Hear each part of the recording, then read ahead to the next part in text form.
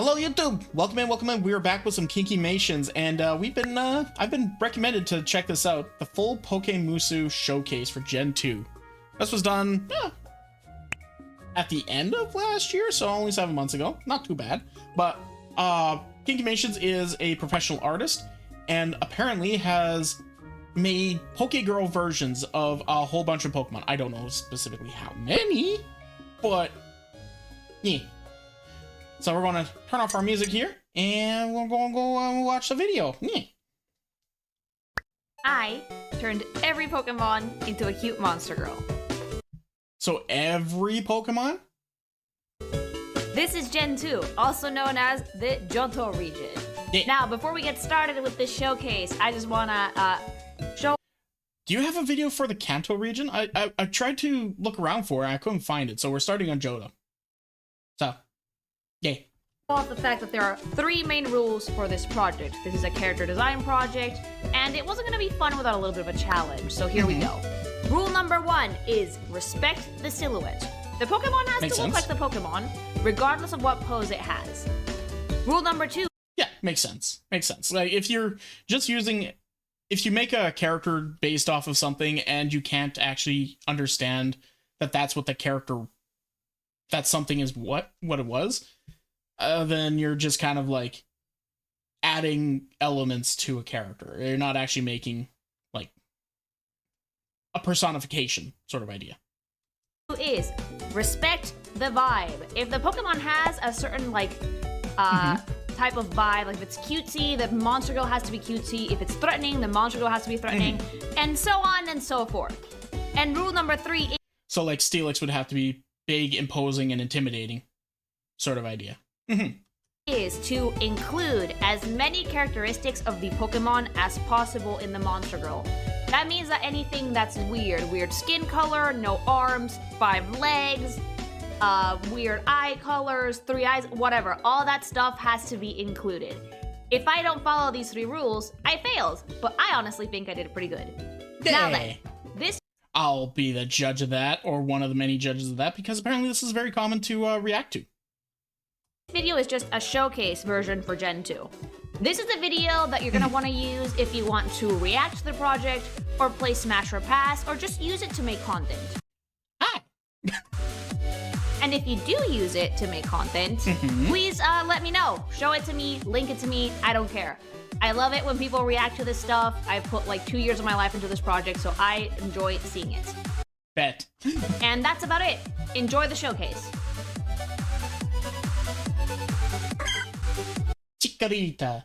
Chikorita is one of the few starters I've never really touched ever. Mainly because they don't really have like this playstyle I usually go for when playing Pokemon. I usually go for, you know, the attacker types. No, big shocker. Almost everyone goes for the attacker types when playing Pokemon. Whereas Chikorita's line, they're more of a tanky option. And unfortunately, tanky on grass type tends to not go the greatest. Chikorita. Healers that use the scents from the buds on their bodies as aromatherapy. Threat level low. Oh, she's adorable. Okay, yeah, I'm definitely seeing the Chikorita silhouette. Interesting. So we're not going with like actual like human girls with the Pokemon like with Pokemon elements. We're going for like anthropomorphic versions of the characters in a way. So we've got the almost a satyr-like leg, and because it's Johto, it has more of a traditional Japanese appearance to them. So that's kind of what we're going for in this, I guess. Let's see here. Bunch of flowers. We got the big leaf. Interesting. Interesting. I like her. I like her. Maybe. Do I want to put a little bit of extra editing on this? I'll probably do a little bit of extra editing on this. Let's see here. Do I do Smash or Pass with this? Why the digitigrated legs? I don't know. Looks good. Looks good. that's my only assumption. I would probably... it is kind of a little off having the digitigrade legs. It does look good, but because they're kind of like sauropod, they don't...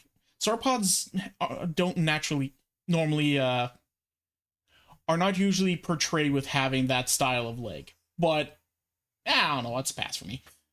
Let's see here. Smash or pass? Don't think I'll do a smash or pass on this because I'm pretty sure she'd make them all smashable. Let's be perfectly honest.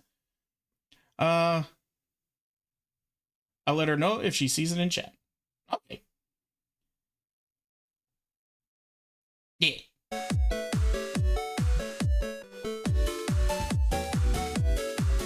Four. All right. Let's do the A,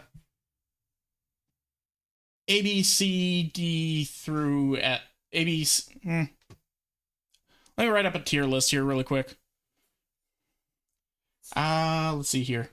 S, A, B, C, D, F. There we go. All right. So my qualifications here. S tier. Perfect. No notes. A tier. Near perfect. Love them. B tier. Could be better, but still good. C tier. Meh. D tier. We'll go with at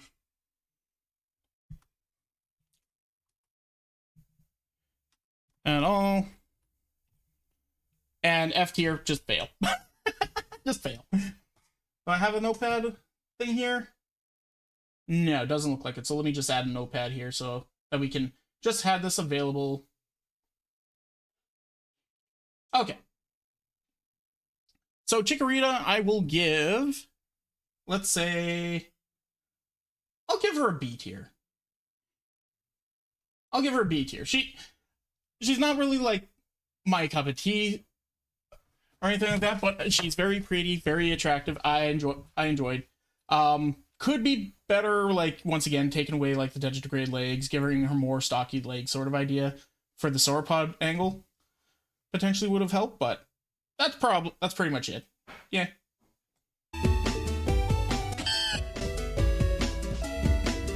Bayleaf. Kind and brave. Their scent can change the mood of others. They use this to cure anxiety and sorrow. I like her. I like her. She's very pretty. Has a good mature feel to her. I think we're missing a little bit of the Bayleaf silhouette feel, but I think that's mostly because the arms might be getting a little bit too much on the puffy side. We still have the digitigrade legs, but the entire line is probably going to have that. The difference, though, is that these legs are a little on the thicker side, so it kind of works a little better. I'll give her a high B, almost A. I'll put her in A. She's good. She got the leaf. Yeah, we got the leaf, and we have the leaves on the around the waist from the neck. Mm-hmm.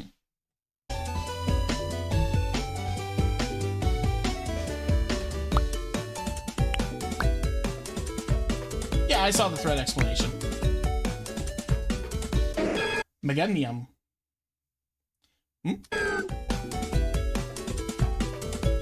A force of serenity and calm.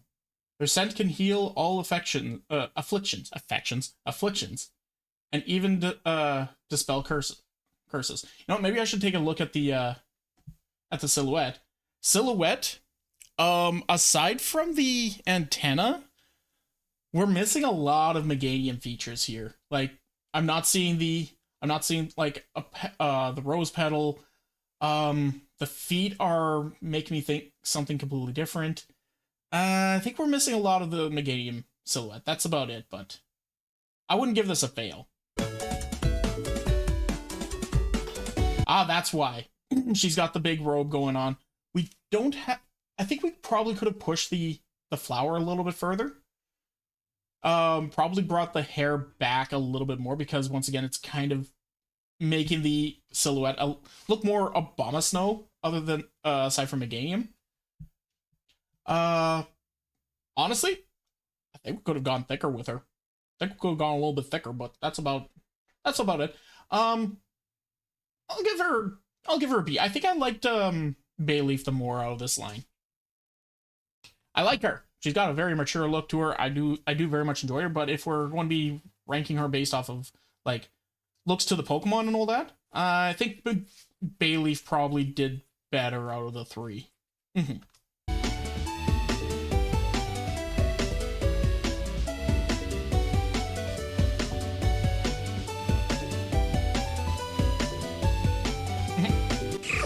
Now this is the boy I usually pick. This is the fella I usually pick when I'm playing Pokemon Gold and Silver.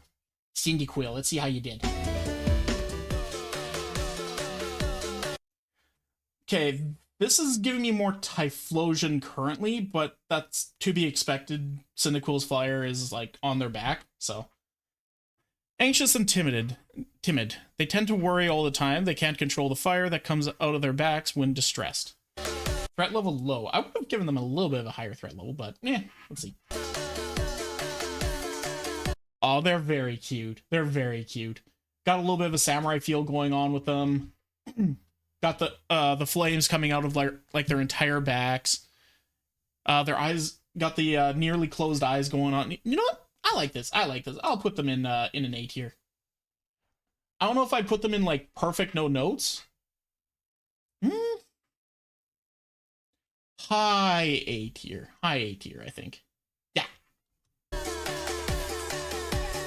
I legitimately don't think I will put anything in C or below. I'm too nice.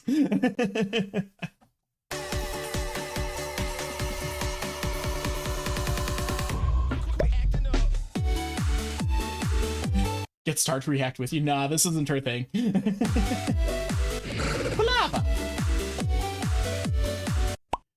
Warriors that go around the land acting as mercenaries. Their armor tend to be light and backless, so they can use their volcanic fire spurts. Okay, Silhouette's perfect. Silhouette's perfect. Like, you can look at this character and be like, no, if we're thinking humanoid Pokemon, that's Quilava. Easy.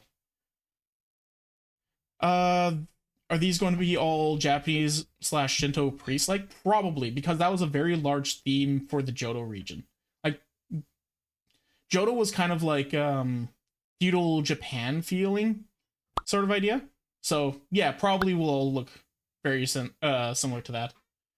Feel like the first form people should be shorter if the mon is small. Yes and no. Kind of heretic activities did I just walk into? Based activities, that's what.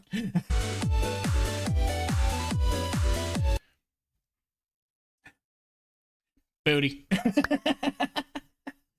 Honestly, yeah, no, I'm putting her into A tier as well. Like, I like it. You can definitely tell it's Quilava. Definitely has a little bit more of that what's it called? Confidence that a Quilava normally would have. No, done did good. Done did good. Also, all of them are adults. Yes.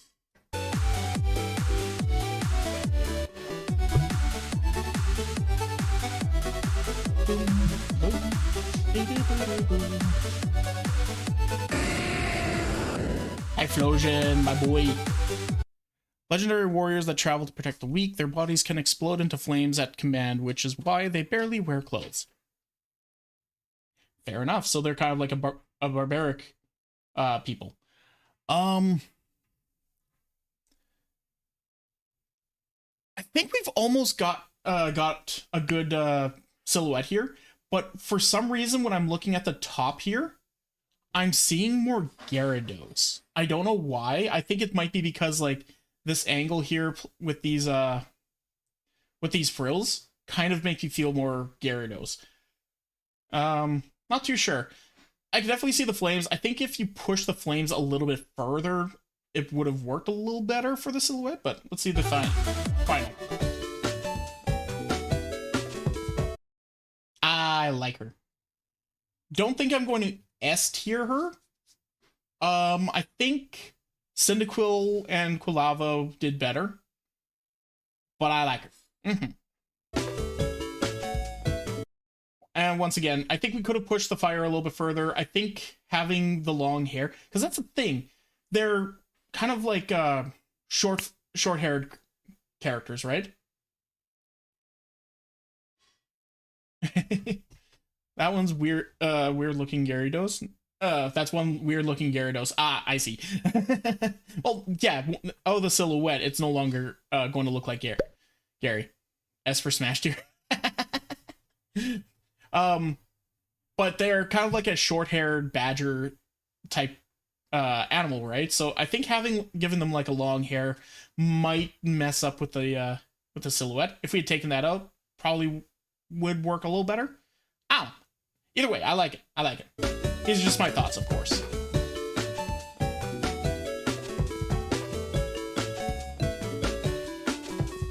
Totodile, my other boy.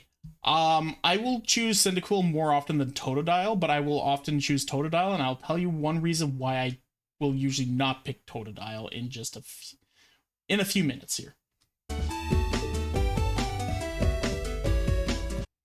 Their bite is so powerful it can easily rend flesh and break tree trunks.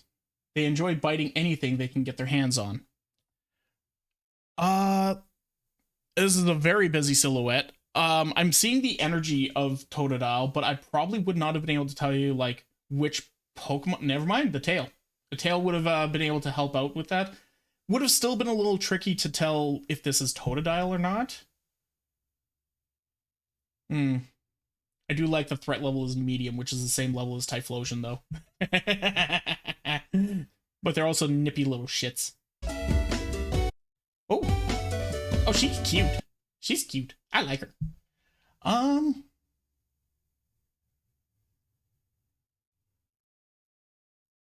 Should we even bother with the tier list? I'm pretty sure I'm not going to be putting anybody in anything lower than B. I really don't think I will. Yeah, I'm not even going to worry about the tier list. I'm just going to say whether I 100% like it or whether I have an issue with them or not. Let's see here.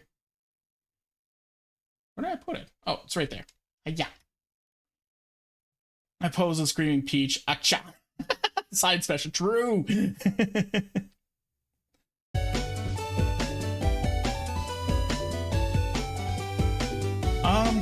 As for like design wise, I think I'd probably do pretty much the same thing, going with the same design philosophies we've seen so far.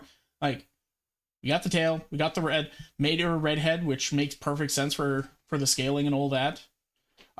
Nice, playful, goofy attitude and all that. Like, yeah, no, good. The caboose kind of giving me Yoshi vibes.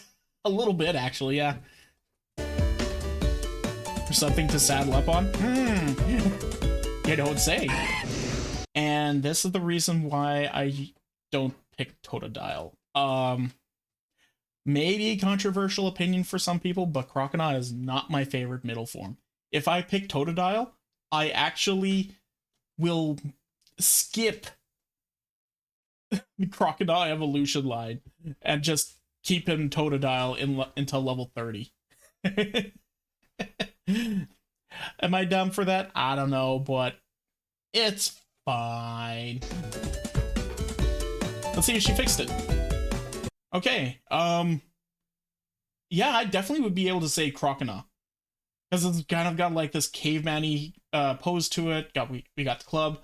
We can see his Croconaw's what's it called? Head frill, the weird triangle scale at the tip of the tail. Like I said, only a little bit, yeah. Humans are often scared of them because of their looks and power. They live isolated in the wild. Yeah, if Croconaw looked kind of more like this in the games, I'd probably use them more often. Some Pokemon designs are hit and miss. Yeah, just a little bit. Unfortunately, this one was a little bit more of a miss. I think if Feraligatr looked more like caveman-y, barbaric looking, or they played a little bit more into this weird caveman aesthetic that they were going for in this line, I think this one would have looked a little better, but it just kind of gets a whole bunch of elements out of nowhere and loses most of them. So.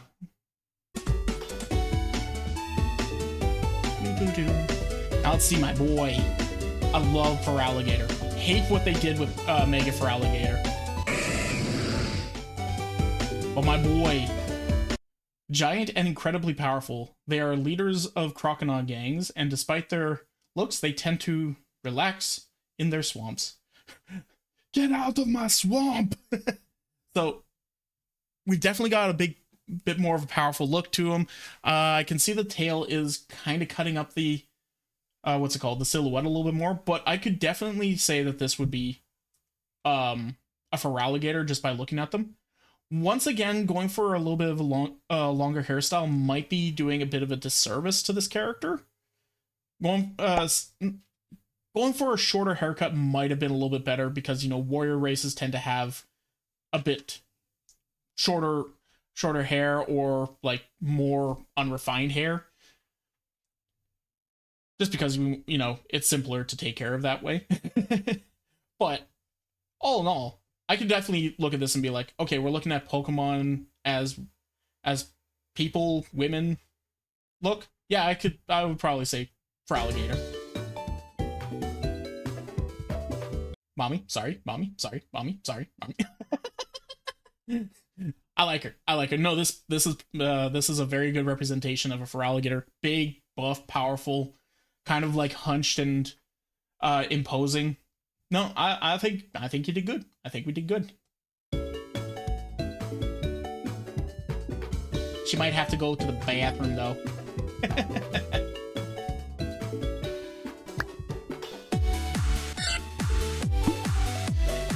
Your reaction is why I wanted Star. For those of you in the audience, Star is my wife. Alright. Always nervous. They act as lookouts for settlements and towns. They stand on their tail to get better view. Yeah, no, that would be an easy, this is Centret. That's just easy. Now, here's the question. Are both her legs up like this, and she's literally just sitting on kind of like a tail? Also, Dr. Bristol, thank you for the follow. Welcome, welcome. Or is she going to have one leg down and one leg up, kind of like in a kung fu karate type stance? I think probably both up. Yep. Oh, she's cute. She's very cute. Oh, that's an interesting direction for the thicker arms, having more of them as like wing flap sort of ideas. I like that. I like that. Imagine having legs, right? No, it couldn't be me. I just have a foot, not a leg.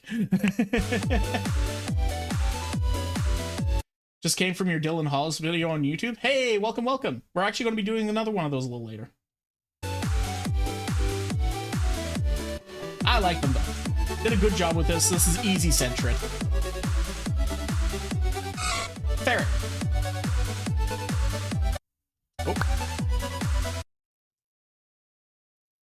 I would probably think more of an evolution than a ferret, but at the same time, the long tail does help with that. They prefer to walk on all fours. They dig small tunnels that they use to move around quickly. Okay. But definitely, yeah, I could definitely see ferret with this, especially since we're having to give them more of like a humanoid form to them. Yeah. And ferret, their entire form is literally the 2 ears and the long ass tail.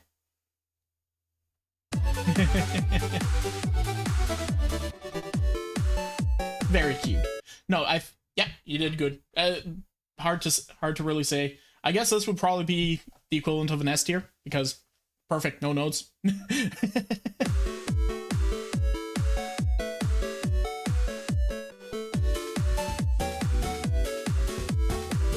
Cute.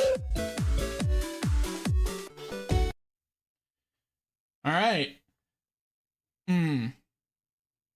They can always tell the time with 100% accuracy. Astrologers that use their skills to create perfectly accurate watches. Neat. This one will be hard regardless. I think we've got a little bit too many like design aspects popping out here. If we had focused the sleeves into being the actual wings themselves and have them like a little bit closer to the body, I think that might have helped instead of having both the arms and the wings. But I think it might be a little too busy. Though I do see that they were trying to kind of keep the round shape with this scarf, it looks like, in the back. That's very cute, though. It makes him look kind of like an actual astrologer or a like a scholar of some sort. Oh, they did do that, but they went with like these long the long sleeves. I get it. That makes sense. I probably would have vetoed the sleeves. As much as I know that we're going for like the Japanese feeling with them, I think I would have vetoed the sleeves. Just because, once again, it muddies up the silhouette a little bit too much. But regardless of that, I think really good, really good. I can see Hoot Hoot. With the silhouette, it was be a little hard to see Hoot Hoot.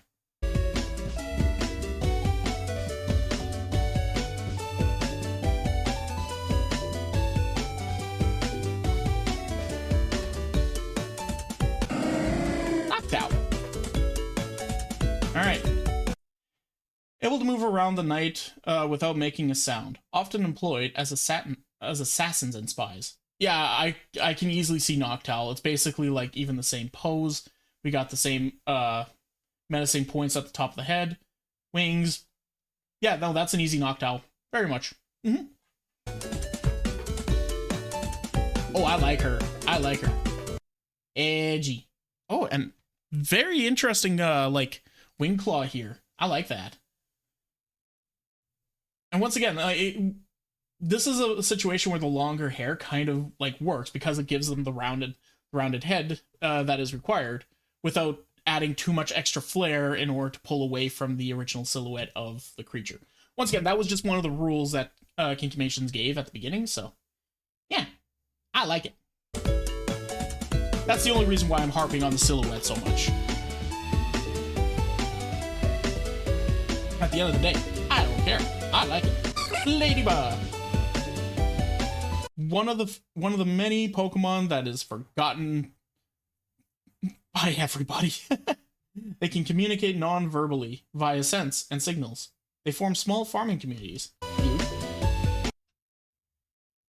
Yeah, I could definitely see a Ladybug. Like, we got the same type of antenna. We got the multiple arms plus the 4 arms and the legs. We got the little shell in the background. And there's not many actually like multi-armed bug Pokemon. Ladybug's one of the few. And Lydian, I guess. 5-star Pokemon, Pokemusu. Yes. Oh, she's cute and fun looking. I like her. I like her. Not if I was still doing the tier thing, I'd probably put her in like a lower B tier because not really my full-on cup of tea, but yeah, I still like her. Still good. Good design. I will say the green is kind of coming out of nowhere. I understand we're adding this in order to add just a little bit of extra, something to the character, but it definitely feels a little off, and I'm not sure why. This would have been cooler if the silhouette appeared first. Usually you want to see the silhouette first. In these situations, anyway.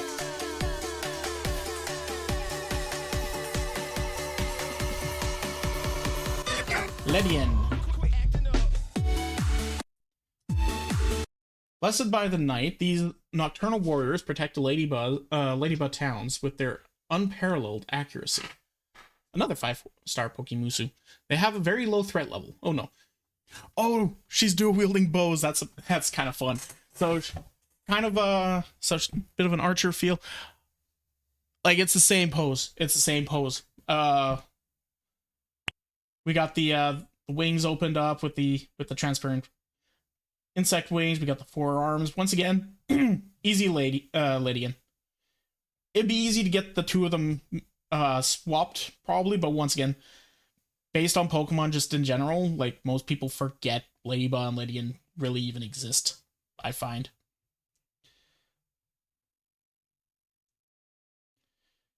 Oh, This would have been cooler if the silhouette appeared first. I mean, the silhouette always appears first. Oh, wait. Oh, anyway.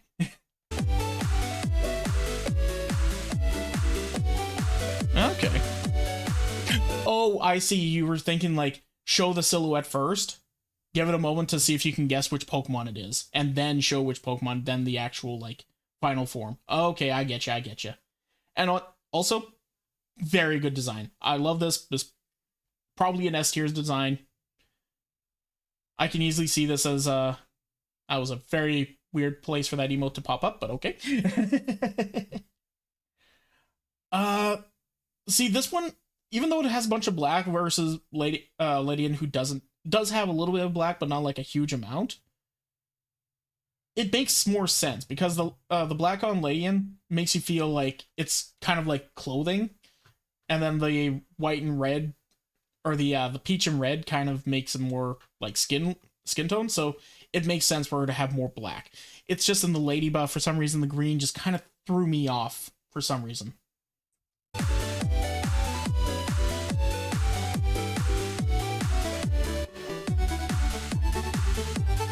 Spinner.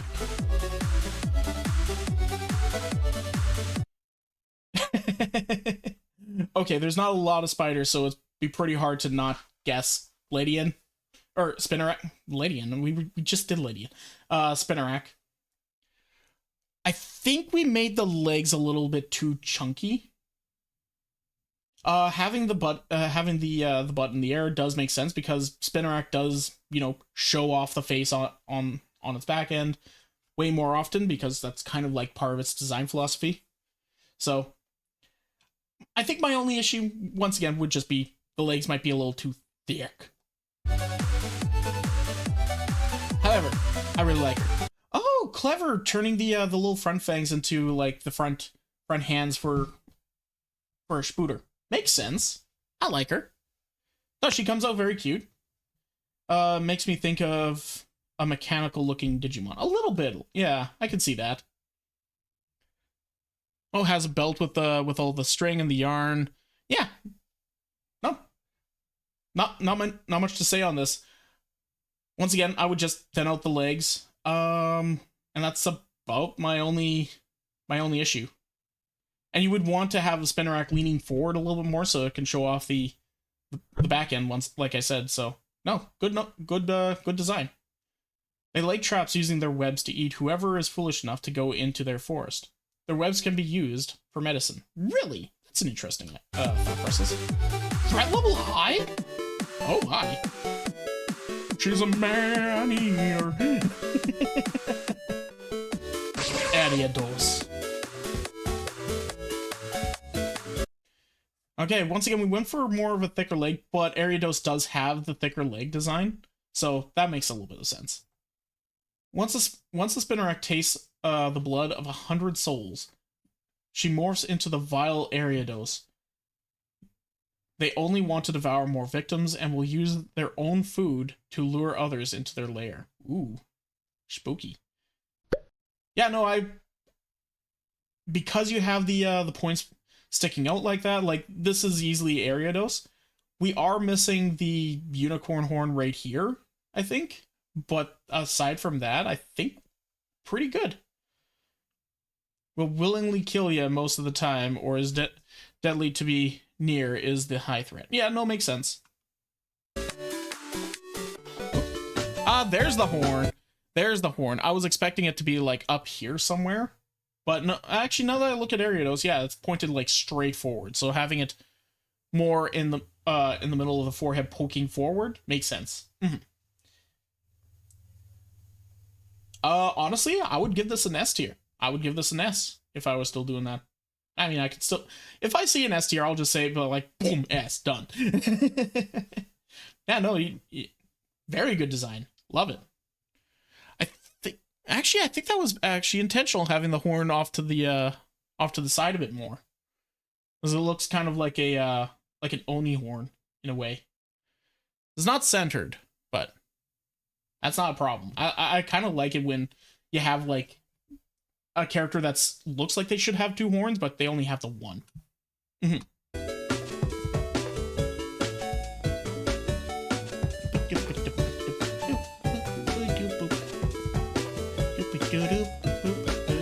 Crobat. I actually hated Crobat for the longest time, and for the dumbest of reasons. Pokemon Stadium. I hated it because they gave Crobat prehensile teeth. Like, its teeth actually moved. And it freaked me out, and I hated it so much.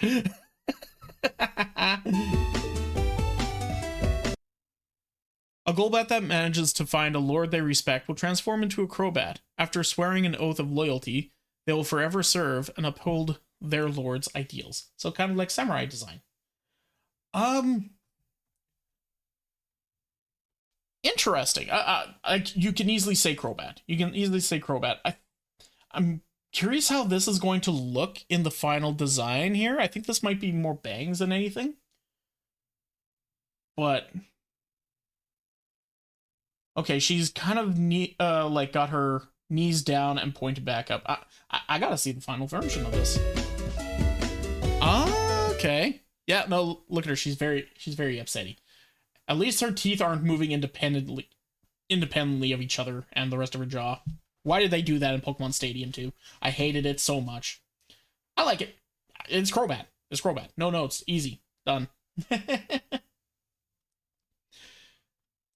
probably would have gone for a little bit of a shorter haircut myself on this design. But aside from that, yeah. Did good. Once again, just to keep the silhouette a little bit cleaner, but at the same time, I think the idea was going for a longer haircut to give more of that round body shape, because Crobat, that's what Crobat is, right? They're very like round little fella. So have this longer hair in order to kind of bulk out the body while keeping, you know, that feminine physique.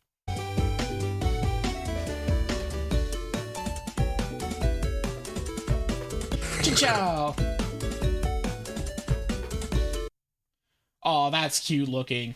I'm already liking this one. And yeah, if people remembered what that Chinchou exists, that they would probably be like, nope, that's Chinchou.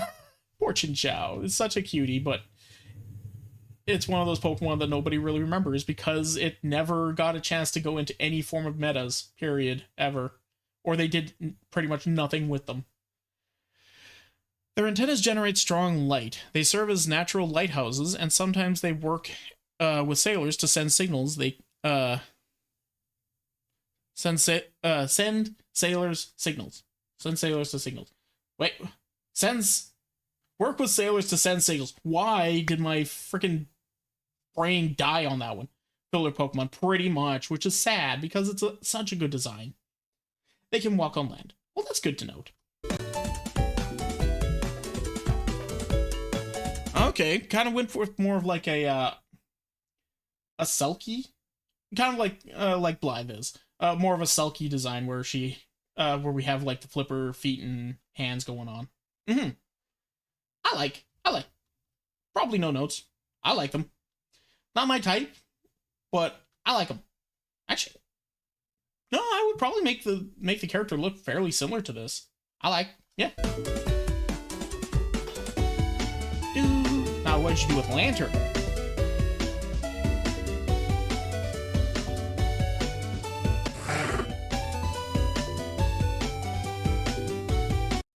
Okay. Mischievous and jovial, they love to play with boats at sea. In their excitement, they tend to damage or destroy them, leading a lot of men to their doom. So they're mermaids. Makes sense. They're mermaids mixed with dolphins and such. Yeah, that's an easy Lantern. Once again, we got the double light bit, got the big tail. The long hair is actually once again doing that trick where it's showing more of like that hump silhouette, part of the silhouette. Mermaids mixed with manatees. Ah, there we go. That makes sense. Yeah, no notes. Done good. Oh, she looks fun. No, I really like her. Did a good job with that.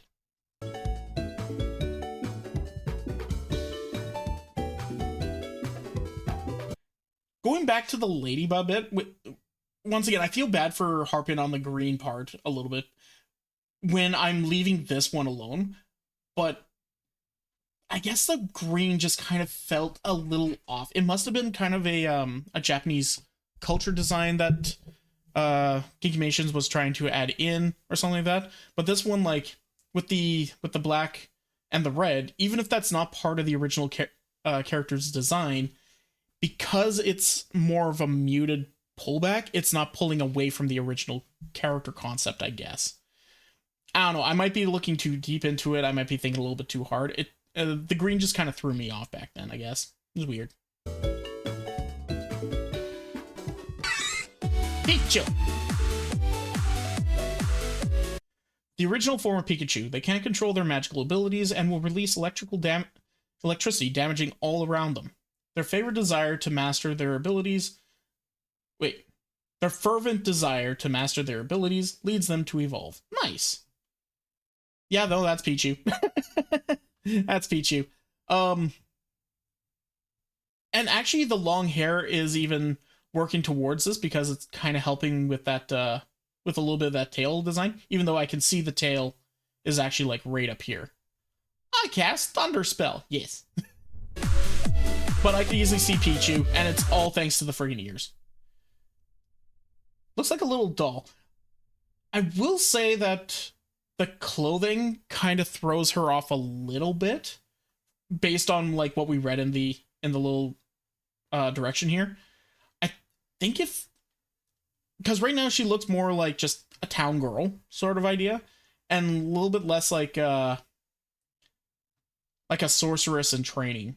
And I know we're going for like a Japanese theme, but there were like, if she would look more like, I guess, a shrine maiden would have helped out. However, the nice thing is like the nice polka dot design gives them more of that like kitty, almost childlike whimsy to them. So it kind of fits up with the Pichu being a baby Pokemon.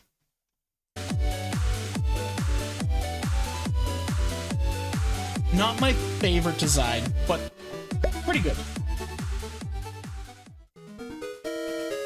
Cleffa. Oh yeah, we're in the area with a whole bunch of like baby Pokemon. So let's see if that like childlike whimsy sticks with all the babies. I'm hoping it does. The most common and lowest rank of the Clefairy aliens. They clean up for their superiors and make sure they can properly study the life forms. That's cute. I'm gonna be honest, I don't know if I'd see Cleffa in this design at all. Like, even if you told me, like, okay, this is a Pokemon, this design is supposed to be a Pokemon as a human girl, I would have been like, I don't know, these the balled up parts here might be hair, but maybe that's like scissor. I don't know what's going on up here with this little blip on the forehead. I'd be asking for so many hints. I don't know if this worked out too terribly well. As part of the silhouette for Cleffa is being kind of more star-shaped, and we lost a lot of star shape in this design. I'm probably going to like it once we get out of the silhouette, but if we're trying to grade like the actual silhouette design, they probably could have done better on this. But she's adorable as all get out. Definitely didn't do what I was thinking, you know, keeping more of a kitty design going between all the children type Pokemon, all the baby Pokemon. But really good job on the design regardless. And now that we actually see her with color and everything, I easily see Cleffa. Easily. Still waiting on Rapidash to have an evolution with wings. Same. I don't think we're going to get it, though. Don't think we're going to get it. Love the design. Silhouette, I think, could have used a little bit of work, but the design is fire. Igglybuff. They crave love and attention more than anything. They will get upset and jealous if ignored. They sing to catch people's eyes, but they can't do it great yet. Aw, little buddy. I would not be able to say this is Igglybuff. I'd be like Giratina, some sort of water type maybe. Like, I'm not seeing anything with Igglybuff. The closest design trait that's coming over to Igglybuff would be the 3 little bumps on the top of the head. I think you would have probably wanted to give it a little bit more of a rounder shape. Take a little bit more of the little frills on the side of the head, because that's taken away from the little bumps on the top. This would have actually been a good one to have the long straight hair. Yeah, the bumps need to be, the 3 bumps up at the top need to be pretty much one of the sole parts of the silhouette, unfortunately. I'm sure it's going to look great once we get to it, but silhouette, yeah. No, now that we have color to it, silhouette doesn't mean anything. It looks great. I can easily see Igglybuff with this. But if we're looking at the silhouette itself, I think you would want to get rid of these little flip parts and give her probably even longer hair to once again round out that silhouette just a tiny bit. I like her though. She's very cute. Has that childlike whimsy that you would see from a that you would expect from a childlike Pokemon. Works good.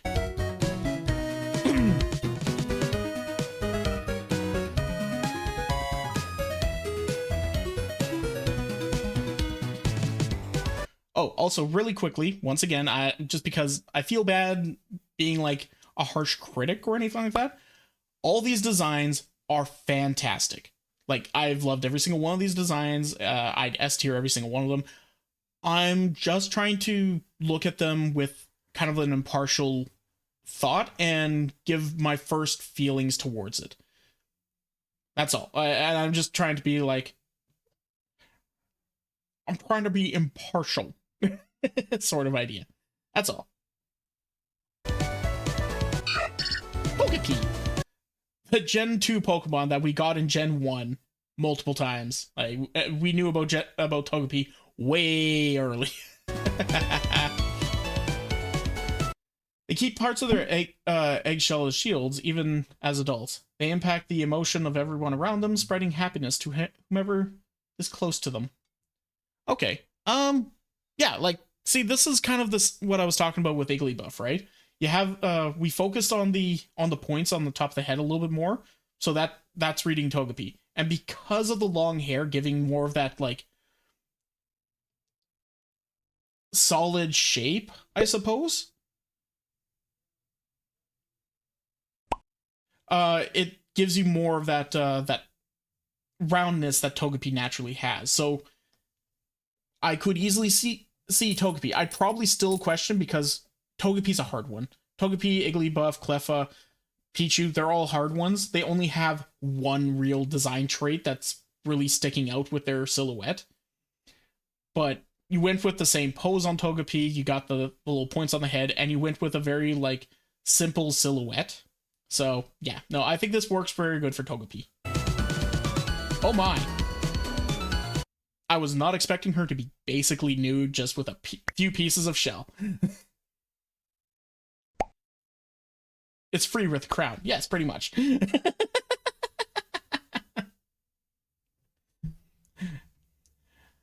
I mean, it's still safe. It's still safe. I thought that was a dress. Nope, that was her hair. Which makes sense, once again.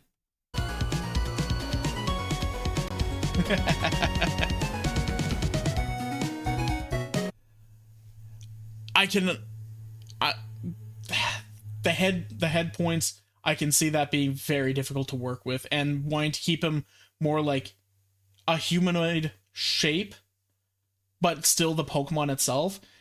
The horns are a little wonky looking, but once again, that's just the Pokemon design. Not my favorite part of the design, but it looked good. They did good with what they had. So, Togetic. I am not seeing Togetic in this.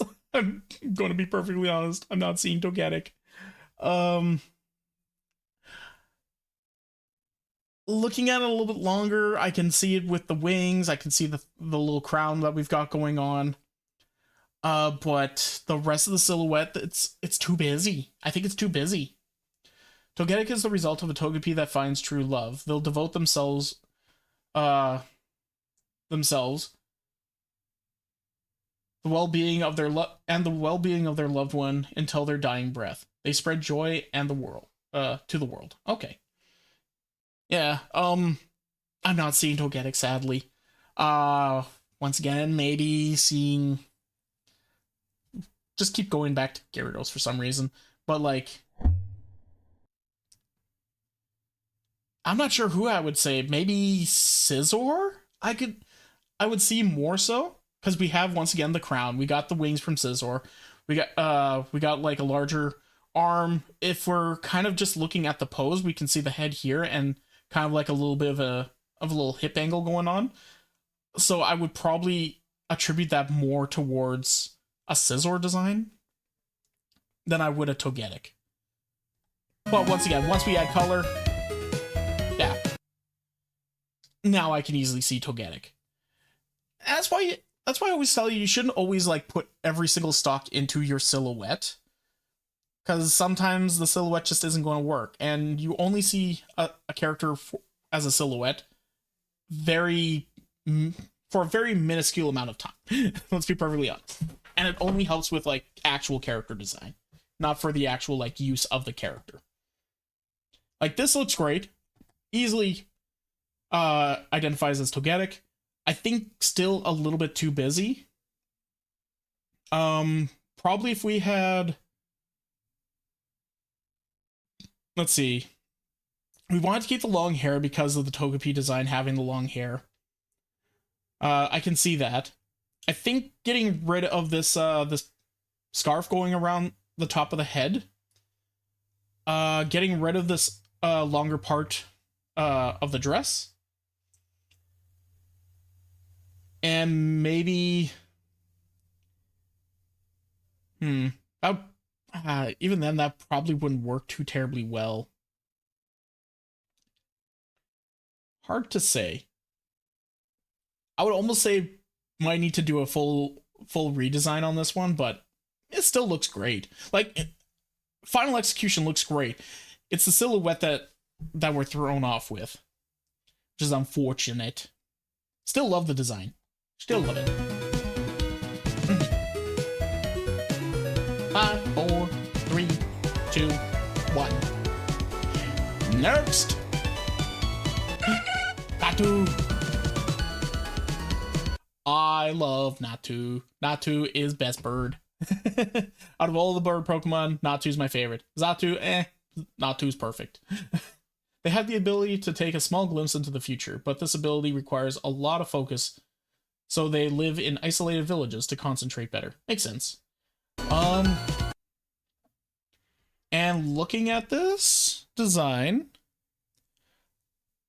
I could make the argument for Natu. I think we'd probably have wanted a little bit more of a rounder or puffier, like, torso to give a bit more of the Natu featuring. But once again, having a little bit more of that, keeping that feminine look to them, I think we did okay. Not super great, but I could easily see potential for Natu. I'd struggle, I think, once again, because Natu is one of those very difficult designs. Doesn't have a lot going for them. They have this feather. Guess what? So does Chikorita and Bayleaf. We got the little tail feathers. Literally every bird. We got the little talons. Once again, literally every fucking bird. There's very little you can go off of Natu to really signify the direction of what a Natu would look like. But it's very stoic, straight-laced design, not like flowing or bouncing anywhere. Like, emotion is on point. Oh, she's cute. She's very cute. I like this one. I like this design. Very good design.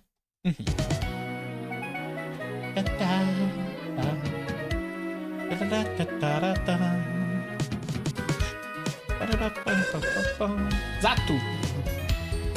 I do like Xatu, just not my favorite bird. This one I would almost get a little confused with like process. But if you told me let's go, it's a Gen 2 Pokemon, I'd probably say I could probably fall onto Xatu design. Their future sight is more powerful, and they remain silent most of their lives to avoid mentioning details of the futures to others. They remain still when scrying. Makes sense. I think having, like, once again, this more stoic, straight, almost pure, almost an umbrella shaping to them, or like pointed pyramid type design or silhouette shape works perfectly, and having the little feather point coming out of the back of the head definitely helps with solidifying, yeah, this is Xatu. So I think you did good. I think this one did great. Oh, she's pretty. I like her. Oop. She can't use the whole "my eyes are up here" thing. Oh, thank you. She was tempted to add full-sized. But it was supposed to be kind of SFW.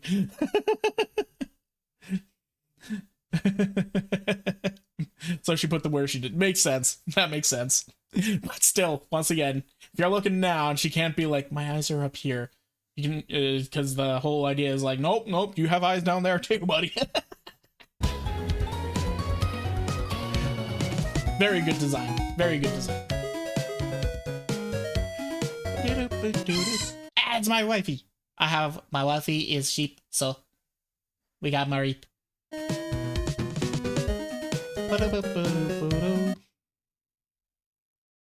Yes, I think I could easily see Mareep in this one. I don't know about easily. If you said Pokemon, I'd probably... I got me.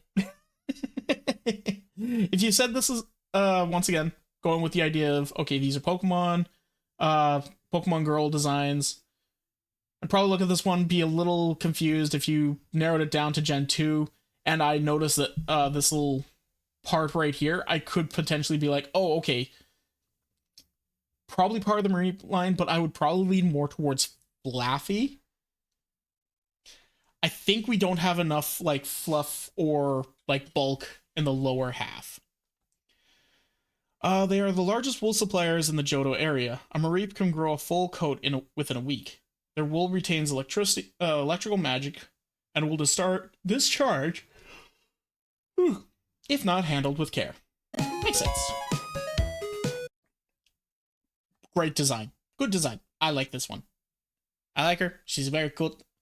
I can now see where all the fluff is and everything. Like, no, did good. Silhouette needed a little bit more work, I think. I think if we had put her into, like, more of a fluffier dress, but I think the idea is that she herself grows the wool, right? Not like she's wearing a bunch of wool. So I think if we had, like, just rounded out this area right here, and of course, like, that would mean over here as well a little bit more with the wool, I think that would have been better. Like, have the wool, instead of going upwards, going downwards. I think that probably would have saved the silhouette just a tiny bit, but all in all, did good.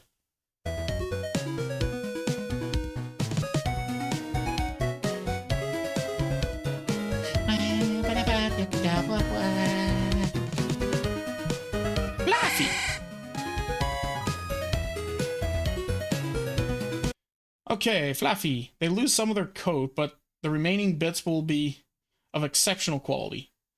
The clothes they make are worn by royals and nobles. Nice.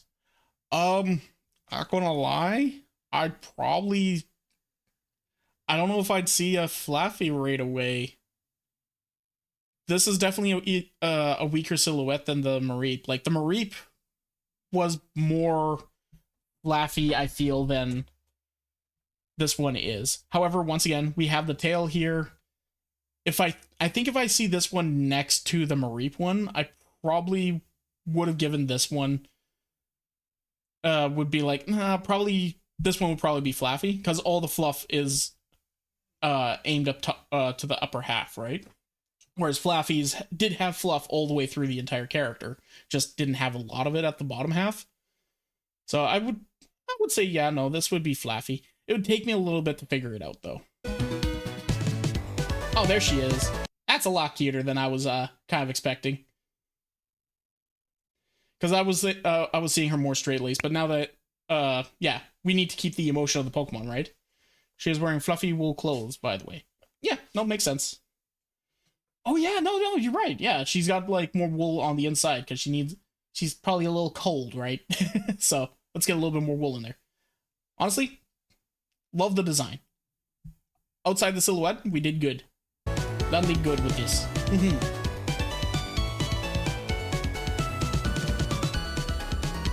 Now on to Ampharos. Yay.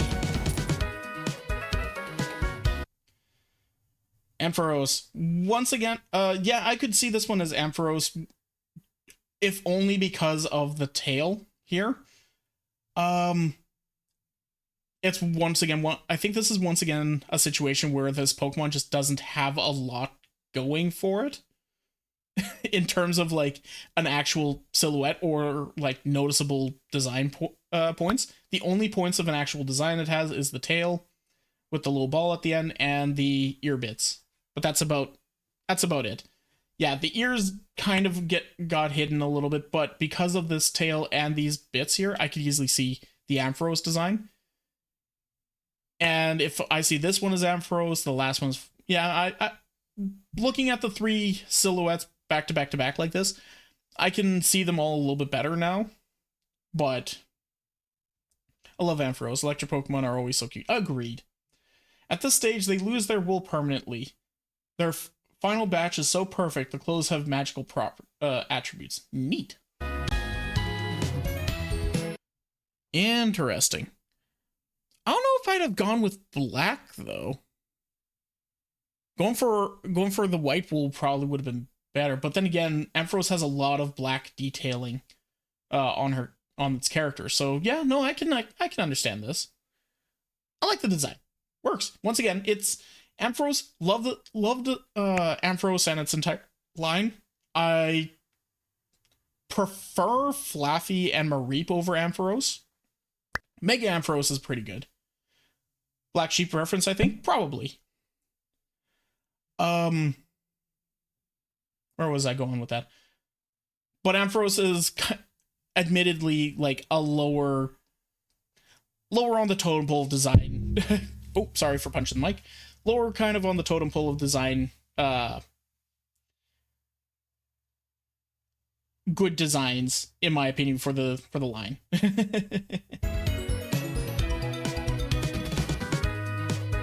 Kinkymation did great with this design, for sure.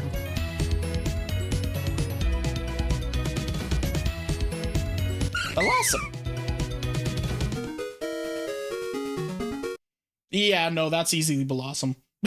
That's easily Blossom. It'd be very difficult to mess this one up because you have like the very big fluffy dress, kind of a very whimsical, dancey look to them, and the big flowers on the head, which we have. No, that's easily said. No, Blossom. When a Gloom gets treated with love and care, they become a Blossom. They lose their foul odor, but retain the healing abilities. Their leaves are medicinal. That's cute. I like her. I think we could have pushed her dress just a little bit further. I thought that the hair would have been present for sure, but I would have expected the dress to be a little bit wider. But all in all, good design. I like. Very cute. Very cute.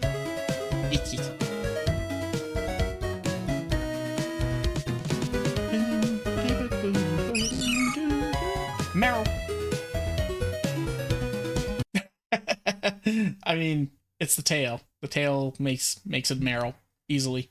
I think we could have gotten for a little bit more of a rounded design, but because of the pose that you went for, kind of trying to capture this pose here with this with the Meryl, I think that kind of rounds her up just a little bit more to make her look like a Meryl a little further.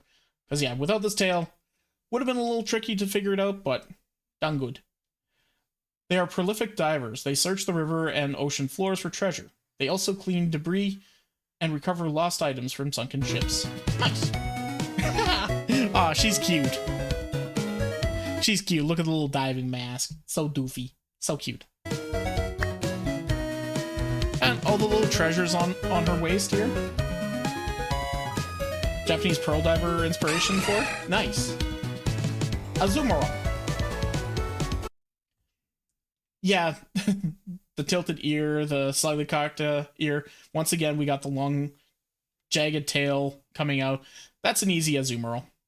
Azumarill roams the seas in search of people in distress. They save people from drowning and rescue lost divers. They lead groups of Marill to rescue others. Oh, she's cute. I like her.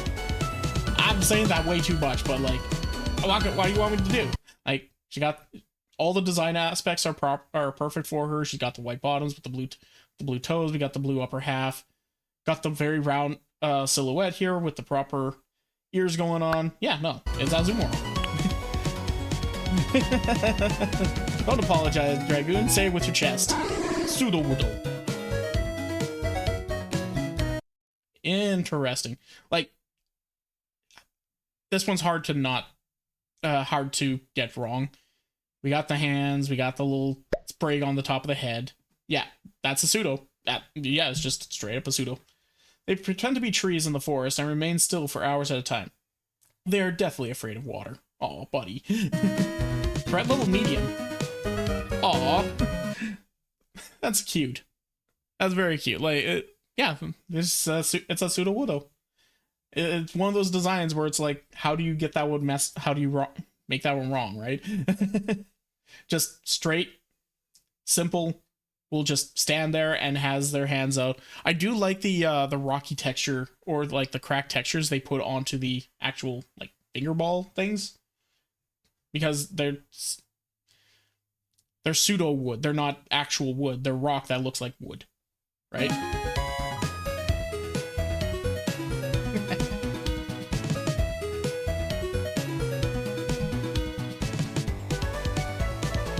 Polytoad.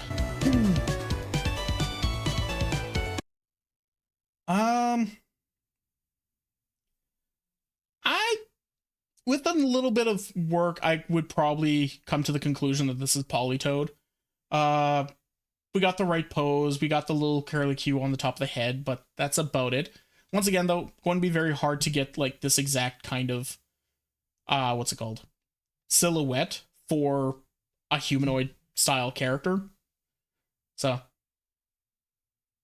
I think we probably could actually, I don't know if we could have done much better. No, that works good. Oh, and we have the webbed fingers, so that's kind of another little hint. When a Polyworld finds a powerful King's Rock, the energy contained within will transform them into Polytoad. They act as leaders of their society, and their song captivates hearts. It's Sue from My Hero Academia. No, I like it. Works good. That's a Polytoad.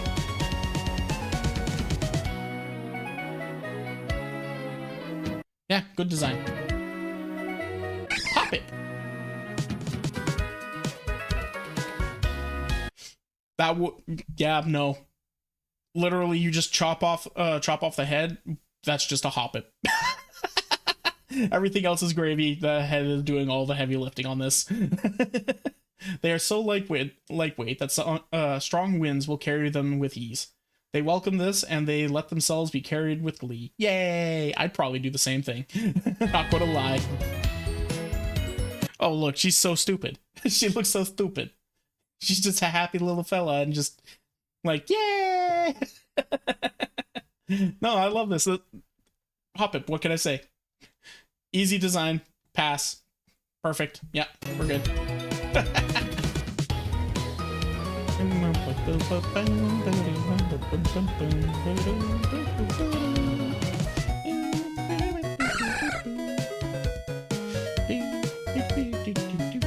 Skiploom.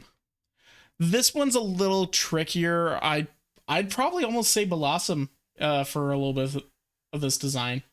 But once again, it's going to be a little harder because unlike Hoppip having like the large leaves coming out the top, Skiploom only has this one little flower on top, so it's going to be a little bit of a harder design to figure out. Being slightly heavier, they can control where they go while they ride the winds. They love to fly at high altitudes to absorb as much sunlight as possible. Makes sense.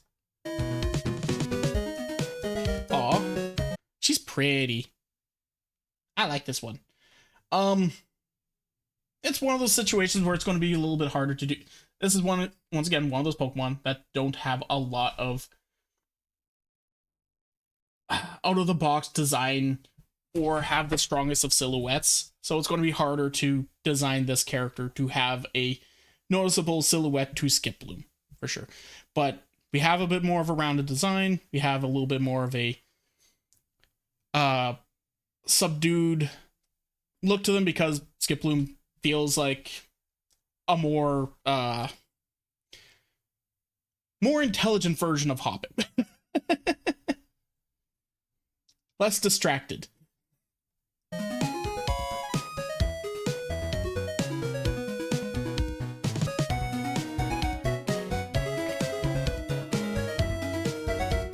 Jump Bluff. Yeah. Pass. Easy.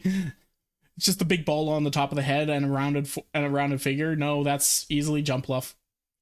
Big masses of cotton seeds appear on their heads and hands. They fly, spreading them. These seeds have magical traits. Once the seeds runs out, Jump Bluff loses its powers forever. Aw, that's sad. But they look at least happy when they're doing it. Oh, they're cute. That's a cute design. I think that, yeah, Kinkymation, you did good with this one. Oh, thank you for the hydrate. Jump Bluff is not one of my favorite Pokemon. Not one of my favorite Pokemon, but still good. But you did a good job with this design.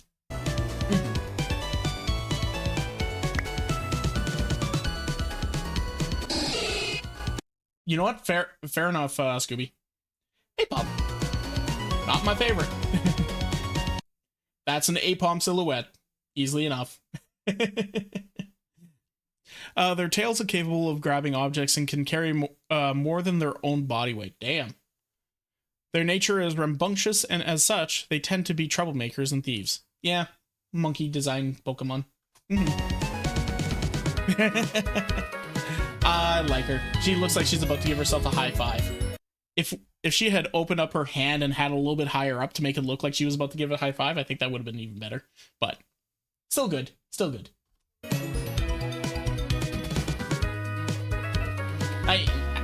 It's a pass, yeah. I don't have to go into a deep design theory on every single one of them. Like, some of them are just done good. You done good, kid. Sunkern. Yeah, no, that's a Sunkern, easily enough. They're considered the weakest Pokemusu. They hide in forests using their colors and biology to camouflage. Makes sense. Yeah, no, Sunkern, easily enough. I love the idea that you went for here, kind of like a Hoppip design where they're kind of sitting in a seed pod, just kind of like floating around. They hide in forests using their colors and biology to camouflage. Makes sense. And unlike the Togepi, the crown of horns that she's got here actually work a little bit better, just because they're not as like abrasive or in your face, and the hair is struggling to actually still come out while not looking like she's balding on the top.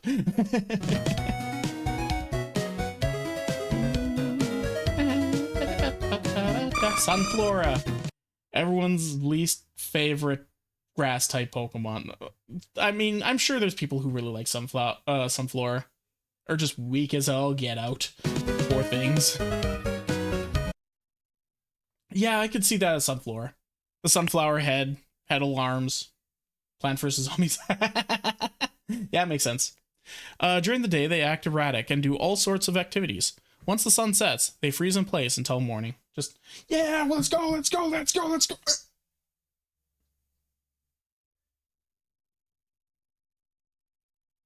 Sun's up? Yeah, let's go! Just a bunch of goofy little fellas. Oh, that's cute. That's cute. I'm not sure I like the idea of the sunflower going all the way around the head personally. But aside from that, no, I like it. I like the idea. I think this is just adding a little bit too much. It's more of let's add a tiny bit of human to a sunflower instead of adding sunflower onto a human.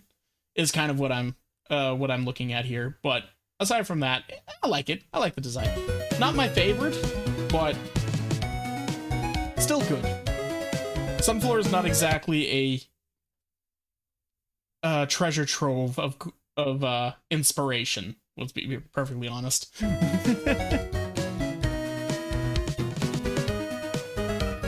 Yanma! Is Yakmega this gen? No, I think it's in the next gen, right? Oh, yeah, no, that's easily Yanma. I think it's a little overly busy, but at the same time, it's easily read as Yanma. They move incredibly fast, and their wings can produce powerful sonic waves, extremely aggressive. Ooh, high threat level. Okay. Yeah, going for more of like a barbarian design for her. Got all the design points of Yanma. Yeah, no, easy. Yeah, that's a good one. Good job. Full nose.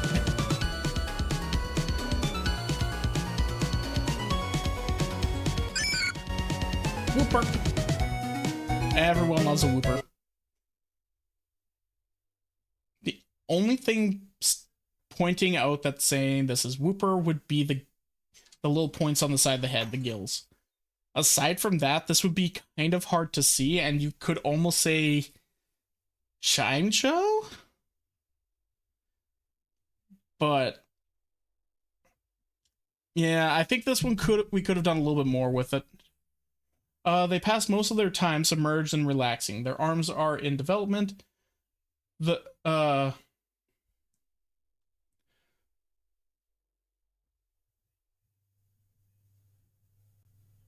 pose is only part of the structure.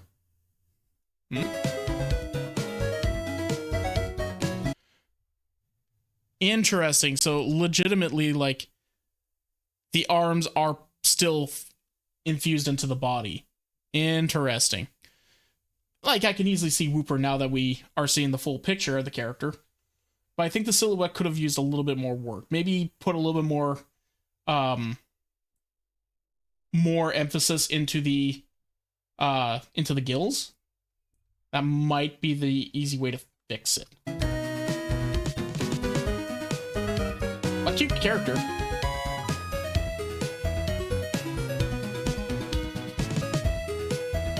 Side.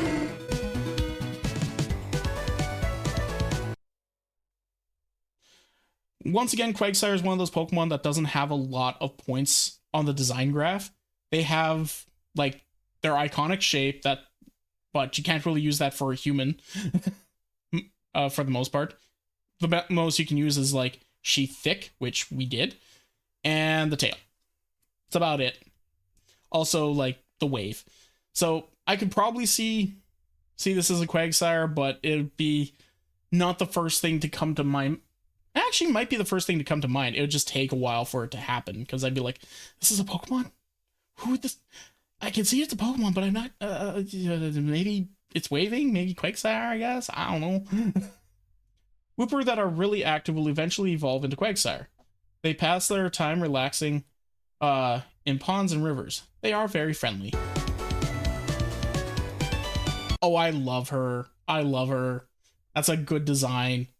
That's a very good design for a Quagsire. Plus, you got the little bits of mud on the arms and the legs. That's very Quagsire.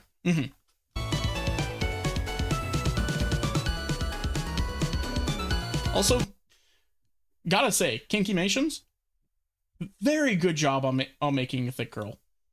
Very good job. Right. Get plump without looking, you know, unpleasant. Done good. SBR. Everyone's... I'm going to say this. Everyone's second favorite. Wielder of light magic. The gems on their forehead can store sunlight and shine more when they got more power. They evolve when exposed to sunlight and love. Evolution time, yes. I would almost say this would be a Vaporeon if not for this tail. This tail is the only thing that's like, wait, is this might not be Vaporeon, this might be Espeon. If you were telling me this is Gen 2, I would see the tail and be like, oh, okay, so it's not Gyarados with the big crown of fins. It's not Vaporeon. We got the tail here. The tail is the only thing that's pushing me towards saying Espeon. That's it. I think we probably would have wanted to do a little bit of a different direction with the head.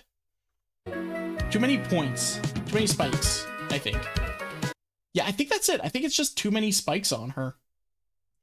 I can understand where you're coming from with the headdress, but because of the headdress and Espeon's entire like silhouette being like the tail and their head, I think if we had put this the sun motif in a different location, that probably would have worked a little better.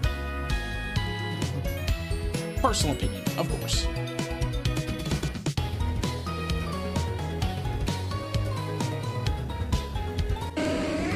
And here's everybody's favorite, specifically if it's shiny. Wielders of dark magic. They grow stronger at night. They evolve due to exposure of emotional distress. They use their power to assassinate and judge anyone they deem corrupt. I would not get Umbreon. The rings I can see as kind of like the signifier and seeing the ears, but I would not be able to get Umbreon at any point here, I don't think. Who would I even guess this as? Maybe Snorunt? I could see this being kind of like a Snorunt design. And then if you were to tell me Gen 2 only, like... I'm not sure. I'm not sure who I would guess this as. I'd probably be like, I got nothing. Maybe I'd fall on Umbreon eventually because of the rings, but it'd be very tricky. I do like her design though. I think it's the long hair that really screws up the design, like the silhouette portion of it. Once again, it's always a long hair. Long hair is hard for silhouettes, isn't it? Good design. Silhouette needed a little bit of work, I think. Murkrow. I am not seeing a Murkrow period here.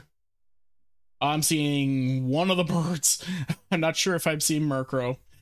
They form gangs that pilfer and connive their way into shrines. Or into shinies. These objects can be anything so long as it's shiny. It shines. They wear hoods and disguises in order to trick their victims. If you were to tell me Gen 2, and I'd say it's a bird type, obviously. Would I be able to easily get to this? Maybe if I were to attribute the like really wild, spiky, feathery designs to Murkrow. I think that's pretty much all we got going for it. Final design works great. Works great outside of the silhouette.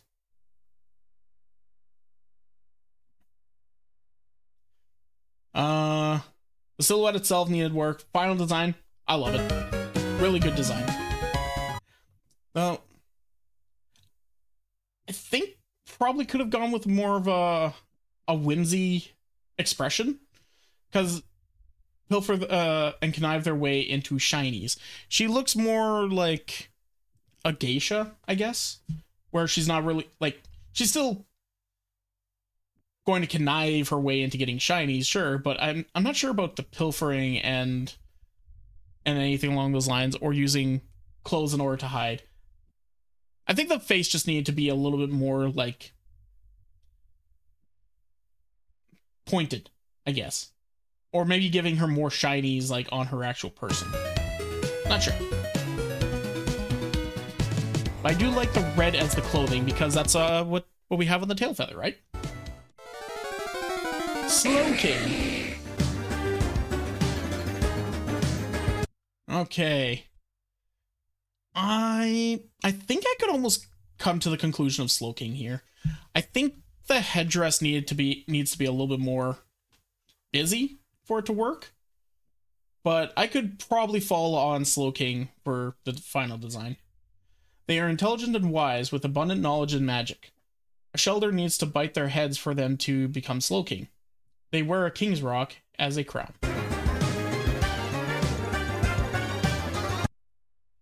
Yeah, that's a Slowking. I still think we need to make the crown a little bigger, but that's really the only note I would have on this.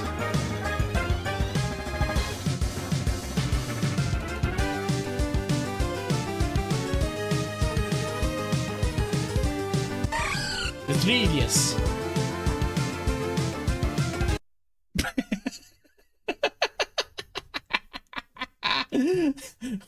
Yeah, it's mischievous. Like, what's a mischievous silhouette going to look like if they were a girl? Hair. No, that makes sense. The blood pearl are red stones that absorb evil intent. When enough of them are gathered, mischievous manifests. The hair can extend and act as appendages. Ooh, that's fun. I like these kinds of characters. They're funny and interesting. Cool.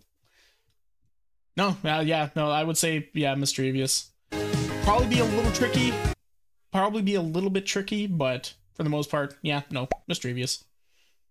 Hi, clone. Fun design, though. Very fun design. Kind of like a shrine ghost maiden, evil spirit sort of idea. I like it. Crash. Unknown. How are we going to do this one?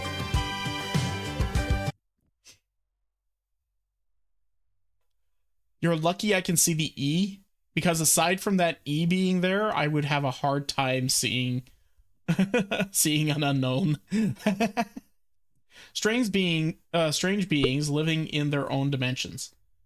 They won't speak, but will use the tentacles on their backs to communicate by changing their shape to resemble letters.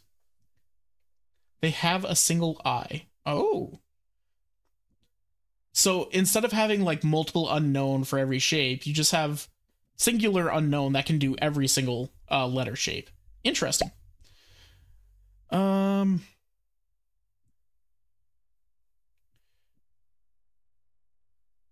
Quick question for you. Any bands or songs you like or are into at the moment? I'm trying to get together songs to learn on bass. No, most country music. Or chat. Yeah. It actually has one eye behind the paper. Interesting. Hey, behind the paper. Ah, I see. I like her. No, yeah, this is unknown. This is an unknown. If you'd have shown me the silhouette and I would look at it, it would take me a moment. I would see the E and be like, oh, okay, we got an unknown here. And the final design, yeah, no, that works. And I like the idea that they're able to actually like change the tentacles in order to make different letters. She didn't want to do 25. She kept saying 25, but in Gen 2 there are 26 different forms. Yeah.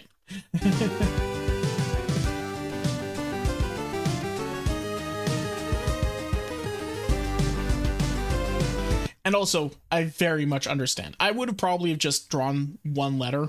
Like, I probably would have done F or something like that. Because freeform. K for Kinkymations probably, but I think this one... I feel like, yeah, that's probably the best way to have gone about it. If you didn't want to, like, have a whole bunch for every single letter of the alphabet. Feel like country music is having a big resurgence all over the world. I did not like it when I was a kid, but now, man, I love it. Yeah! Waffet. Oh, Star and I are so scared of these things now. After our Soul Link. We still need to finish that, but, like, yeah. These things are terrifying.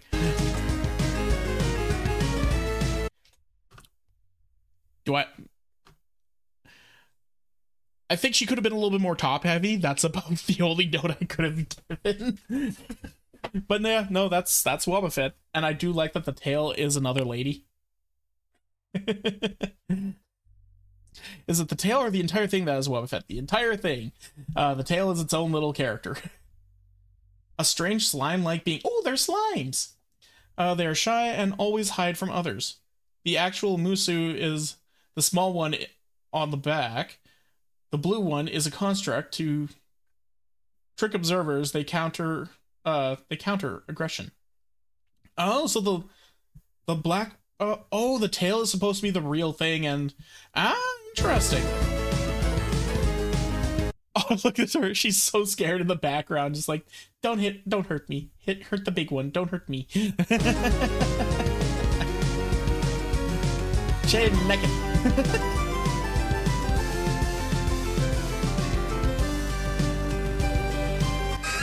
Giraffe. So how are we going to do this one? This one's going to be a little tricky because it's two entities, right? Oh, well, going centaur.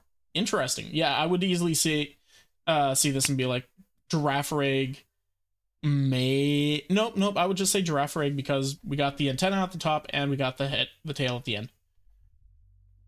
Hey, Sin, we're doing our reactionary stuff today. They have two heads. The secondary head does not appear sapient, but it can see and feel things around it. It can also communicate with the main head. They live in tribes on the plains. Oh, it looks so stupid. It looks so stupid. I love it. No, good job. Good design. Don't think I have any notes on this one at all. Like, it's a giraffe rig. What do you want from me?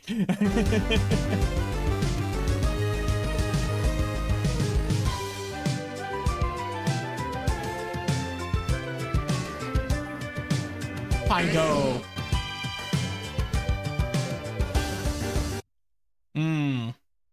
I would probably think this would be a mime. A little bit more so than a Pineco. We were to narrow it down to Gen 2, I might eventually fall onto the Pineco because of the Pinecone layering that we have here and the point at the top, but I think it's the angle, like the crook we have going on. They make their armor out of tree bark and their own saliva. Yeah. They rarely move. They prefer to meditate in one spot and will attack anyone who gets close enough to get cut down. Makes sense. So we're going to go for a samurai design for her. Okay. I like this design. This looks really good. It's a samurai, and it looks like she's, you know, in a bit of a concentrated state. I like it.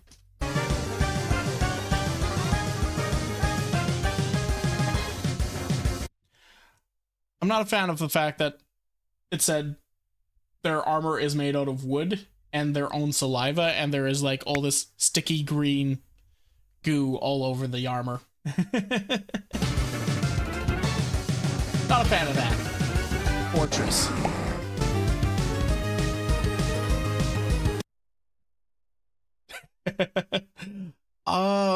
My first guess, it would be, I'd be having a hard time between Fortress and I'd probably just fall on Fortress, but I'd be a little hard pressed to get past the initial design because it kind of looks like, oh, who's that that armored night bug? Let me, armored night bug Pokemon. Escavalier. It kind of has an Escavalier feel to me, I think, more so, but design, like, I could fall, if you say Gen 2, I'd be like, okay, probably Fortress then. Just because the bumpy lower shell, you have the bumpy upper shell. I'm thinking we're kind of going for like a battleship look almost, but their armor is so strong that it is comparable to reinforced steel. They can create balls out of their armor and fire them out of their extra limbs, making them extremely dangerous. Oh, she's a crab. Oh, I like that. That's a fun design. That's cool. I like that. So she, like, kneels down into this in order to bunker up. We have the extra legs poking out that act as kind of like little cannons. No, that's fun. I like this design. This is cool.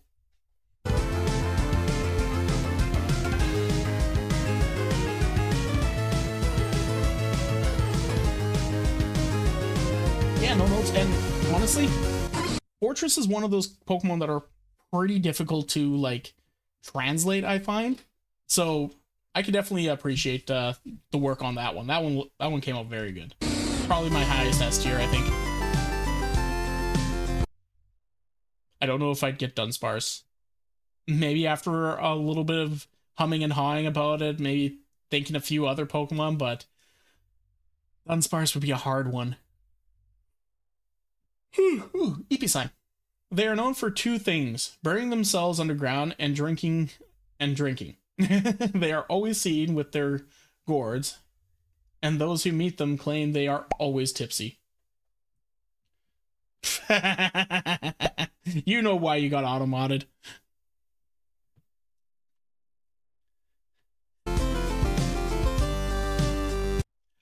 It's the gourd that was throwing it off. I see. If we didn't have the gourd as actually part of the silhouette, I think I probably would have seen the Dunsparce a little bit easier. But we have the gourd because we wanted to make them tipsy and doofy and drunk, which makes sense because they look dumb.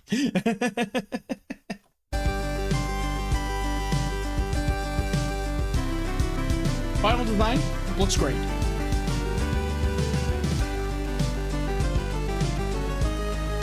Galaga.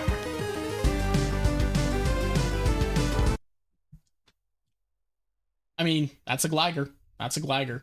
Maybe a Gliscor, but then again, like, oh no, I accidentally guessed the evolution instead of the pre-evolution. I'm sorry. Oh, it's Gen 2? Yeah, it's Gligar. What do you want from me?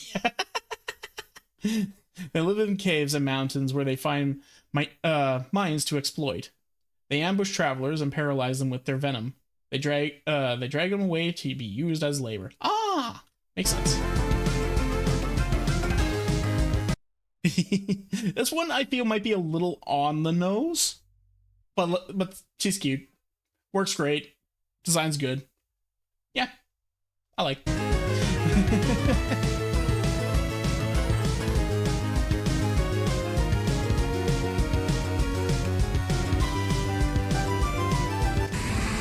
Steelix. Okay.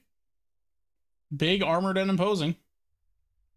Yeah, that would be easily set as Steelix, mainly because, like, 3/4 of the design is already Steelix, so. An Onix who secludes themselves in the mountains in order to train their bodies can become Steelix. Their bodies are so tough they are almost made of metal. Fun design. I like it. It's a Steelix. It makes sense. I would have liked to see these more in like human forms with like more using the Pokemon as a reference for their design instead of like just taking the Pokemon and turning them human-ish or human adjacent. But still love it.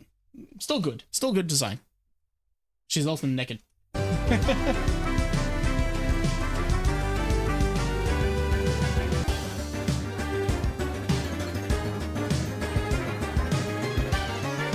Schnabel. Hi, Star. Remember, Steelix weighs less than Onix. Well, Steel usually weighs less than Stone, yes.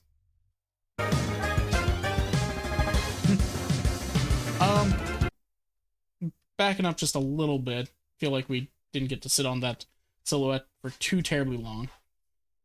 Once again, I think Snubbull has enough design direction that we could have had a little bit more Snubbull in this character. However, keeping them leaning more towards humanoid would make things a little trickier on that, I suppose. I'm not sure. I'm not reading Snubbull. I don't think I'd even read it as a Pokemon in general.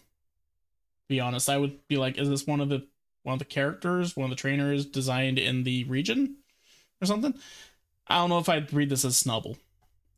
While some consider them ugly, they enjoy great popularity with women. They are kind and loyal. If anyone finds them scary, they will try their best to correct that. As most pugs and bulldogs would normally do. I love Snubble and Gramble. They're fun. They're fun Pokemon designs. I also love dog type Pokemon just in general. So it's a win. And this is a very good design. We got a very angry looking Snubble look in all this cute clothing, trying to be as adorable and cute as possible, but they just look grumpy and pissed off with the world. I am cute, goddammit!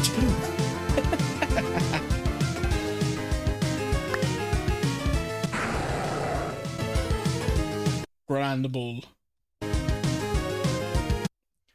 Once again, don't know if I'd say Grandable in this one, but how would you, right? Like, the only real design elements Grandable has is the shape of its head, which isn't going to be very well translatable, and the weird ears, as well as the big teeth.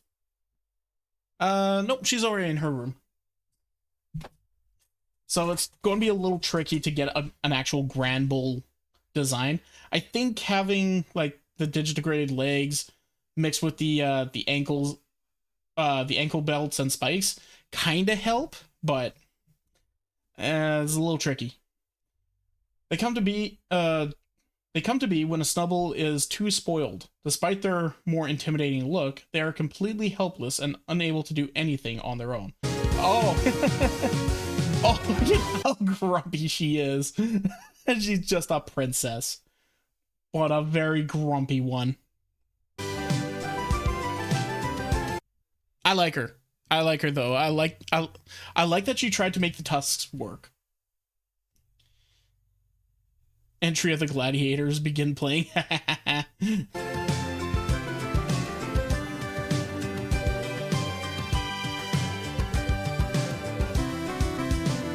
Fish. Another Pokemon that's been completely forgotten to. As soon as it was designed and put out, people were like, that's a Pokemon. Anyway.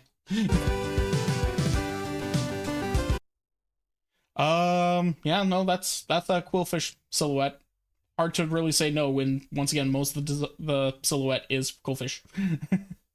They inhale water in order to inflate their lower body.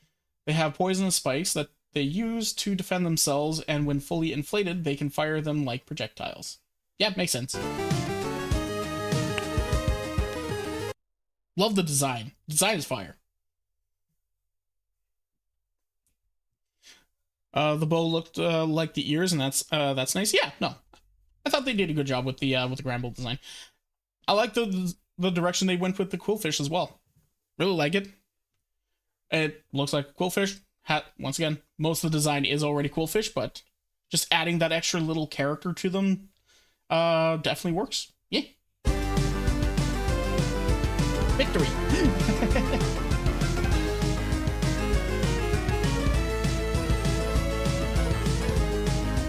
Scizor. I mean, you got him in the pose. Yeah, no, just because of the pose, we got the crown, we got the claw. Like, this is point for point the pose. So yeah, no, this is Scizor. I would easily say that.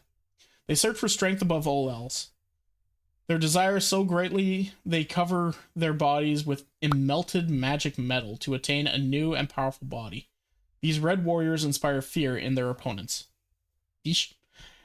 That's true. I could almost get this one confused with Crawdont, I think. Though I think you were probably talking about the Quillfish from before, but I could almost get them confused with Crawdont. But if, as soon as you say it's Gen 2, I'd be like, oh, okay, so it's Scizor. Yeah.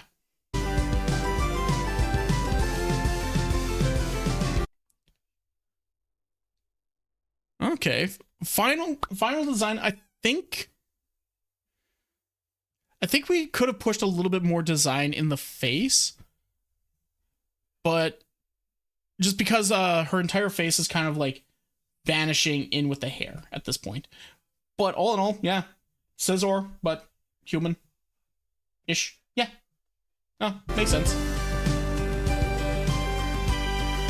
Never using Fire Blast on Scizor? No, because as soon as you use Fire Blast on Scizor, they no longer exist. They never existed anymore.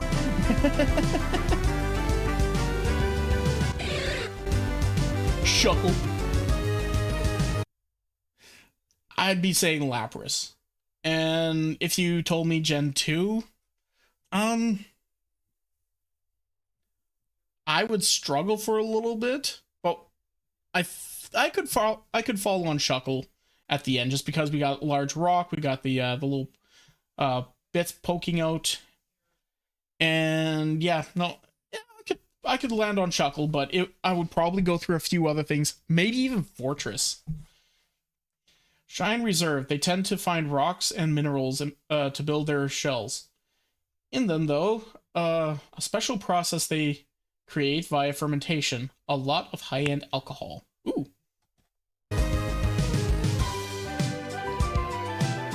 Aw, she's pretty. I like her. I do like the design at the end of the day. So is she standing on the rock? Or is she going into the rock and this is part of her, like, squishy body?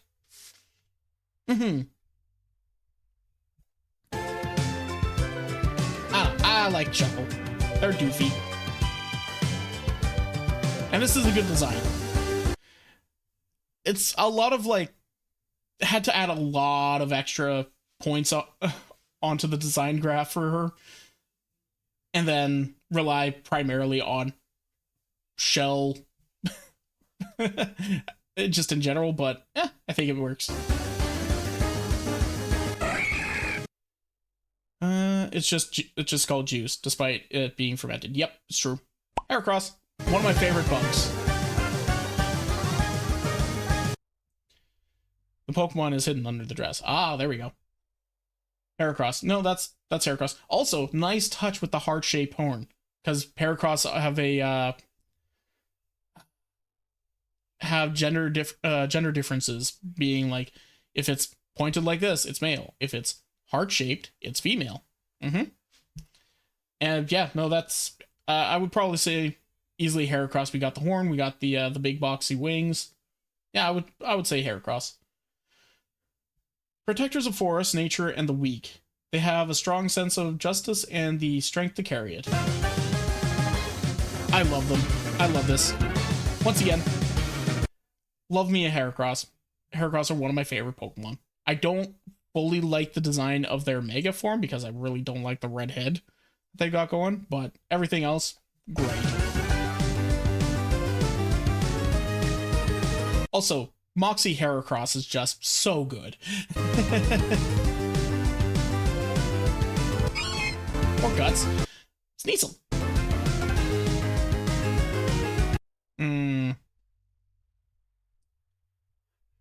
Not sure I'm seeing Sneasel in this one. Honestly, I'm probably leaning towards shoot. What's the Jiraiya looking Pokemon from Gen 3? I can't remember his name, but you know who I'm talking about. I'd probably see him before, and then if you say Gen 2, I'd be, I don't know, maybe Misdrevious, maybe. No, I'd probably just be struggling with this one, because, yeah, I don't know. I'm sure once we get into the actual, like, out of the silhouette, it'll look fire, but yeah, silhouette-wise, I'm not seeing Sneasel. They form gangs of thieves to rob travelers in the frigid highlands of Johto. They will resort to any tactic in order to get what they fancy. Makes sense. Yeah, see, now we can see it's a Sneasel. I think if we had made this ear a little bigger and brought this ear and put it onto the side, a little bit further onto the side of the head, and maybe had one of the hands out in order to actually, like, show off the claws in the silhouette, that probably would have worked a bit better. But aside from that, that'd be the only thing I could think of to fix the silhouette. Final design, yeah, easy Sneasel. Love her. She's a good design. I can easily match her to a Sneasel's emotional points. Yeah, works good. The Pokemon is that's Emu from those Liberty commercials. There, yeah.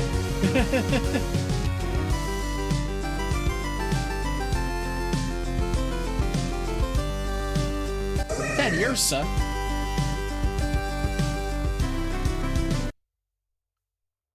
Not gonna lie, I think probably it's Teddiursa. This one's going to be hard no matter what you do. Probably I'd struggle with this one. I think I'd probably be like Jigglypuff line, or honestly, in a way, I'd probably almost say even like Snubble, but it's its emotion and its stance doesn't really lend itself too terribly well towards Snubble, so a little tricky, At the end of the day, I probably eventually land on Teddiursa after smashing my head against the wall for a little bit, but yeah. They use honey, berries, and all sorts of ingredients they gather to craft high-quality candies and sweet treats. Their sense of taste is rich and deep, and very sugary. She's cute. Cute Teddiursa. Bear. Yep. I love her. I like the design. Once again, some Pokemon just don't have a lot of silhouette in order to derive from, in order to do this sort of challenge an easy way. So silhouette isn't the only thing that matters. I'm only harping on it once again because that was part of the initial rules for the challenge. Ursa Ring.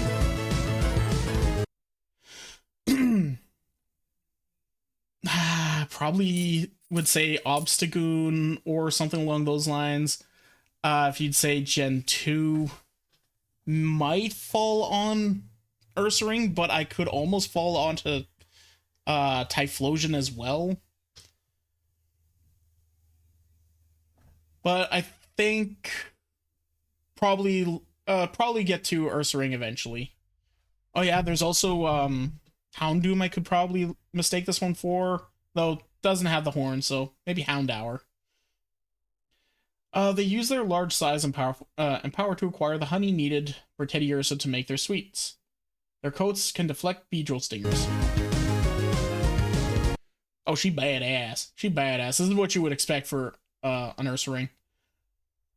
I'm not sure what you would want to do in order to like adjust the silhouette to give more of a Ursaring look, because once again, it's literally a fucking bear. What do you want? So, I think the coat is making her look a little too boxy almost.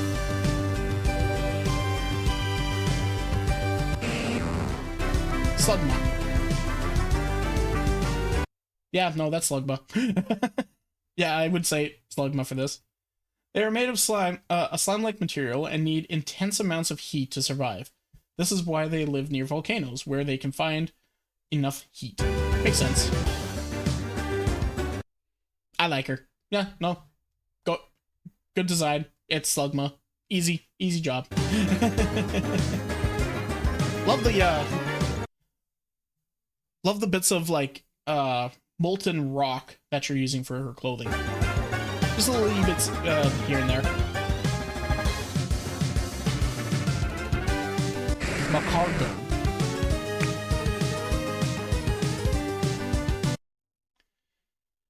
They use volcanic rocks to create oops. Use the wrong button. There we go.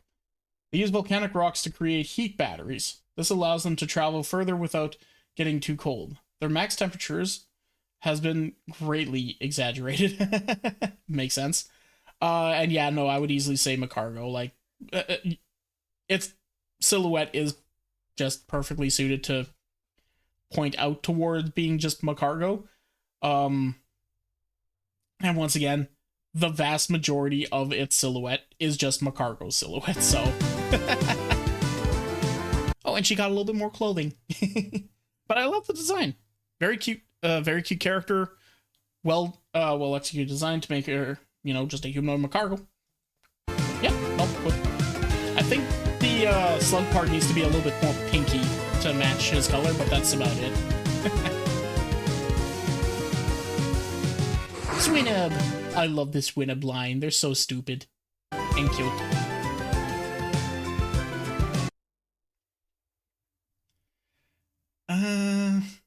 Only because it's on all fours. I'd probably say Slacketh.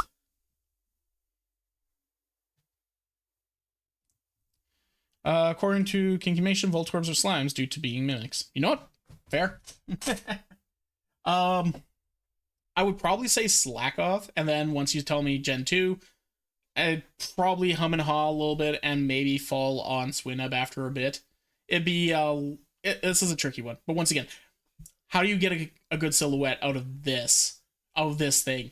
There's no silhouette here. It's just an oval with some spikes on one side.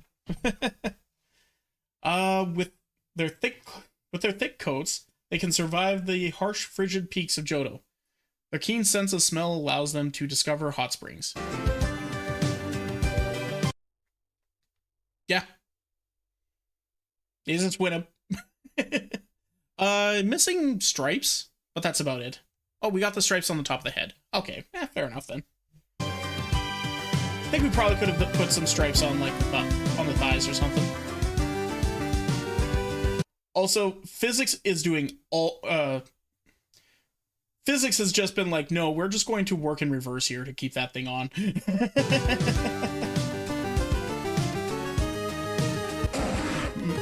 Pile swine. I don't know if I'd call this one pile swine. There are a lot of Pokemon I'd probably say before this one, and even once you say it's Gen 2, I'd be like, Mischievous maybe. I'm trying to think, like, yeah, Mischievous. Ooh, pardon me, deep sigh. But once again, just like Swinub, there's not a lot to go off of. You got, like, the large hump, and you got some tusks. Jinx, yeah, no. At this stage, they grow bigger and more powerful. They use that strength to build Hot Spring Town and manage them. They can drink a lot.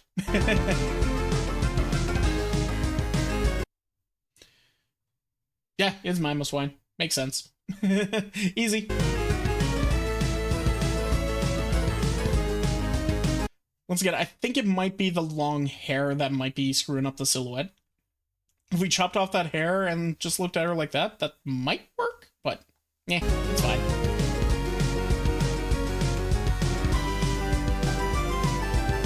Corsola. Oh wow, there's a lot going on with her on this one. Yeah, I think I'd probably follow Corsola after a little bit, just because, once again, most of the design is just Corsola. The only reason why I'd have a hard time is just because of the mess going on up top here. I say mess, but there's like a lot of busy work here. And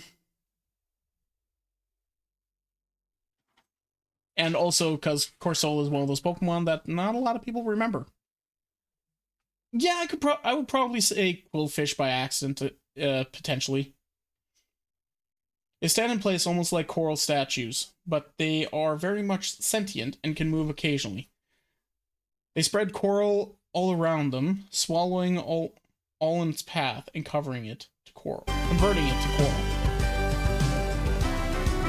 coral. Okay. Very interesting design. I do really like it. And going once again for more of the centaur look. You know, if they had gone for a centaur look for Piloswine, I think that would have worked pretty good too. But it's fine. Corsola, though, I really like this design. This is very busy, very very crazy, like more than you would expect from people to give to Corsola, I suppose. very good job on this one.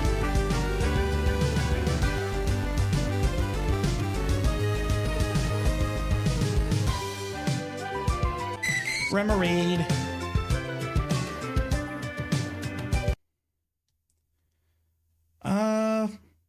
Unfortunately, Remoraid's another one of those Pokemon that most people have forgotten exists. So I don't know if many people would guess Remoraid right out the gate. We are also missing his horn. I think the tail fin is a little too, like, rounded. Needs to be a little bit more angular.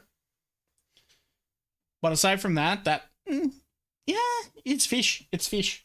What do you want? They keep the peace and police the seas, keeping everyone safe from pirates. They can spit water at amazing speeds, acting like a bullet. Yeah, no, makes sense. Oh, there's the horn. I think we needed to, like, exaggerate the horn just a little bit more. And once again, make the tail fins more pointed.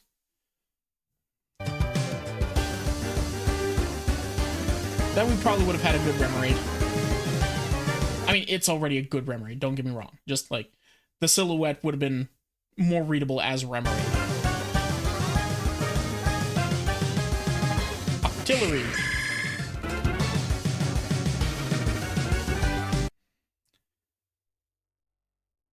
Yeah, I would say Octillery. Probably.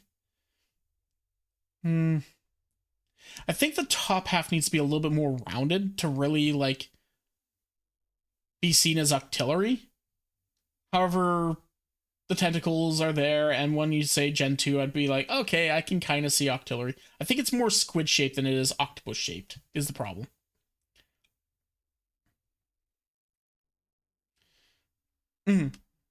Rebellious Remoraids that leave the Navy become Octilleries. The rebels believe in a twisted form of justice. They can spit water with the force of a cannon. Okay, made her a delinquent sort of idea. I like it. I like the idea. Good design. Good design.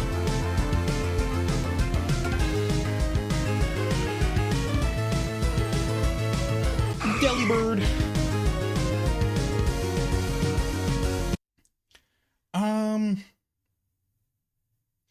This one would be hard for me to guess as Delibird, though I would almost be able to get there just because the points on the top of the head and the this lump in the back here. I would potentially lean towards Delibird, but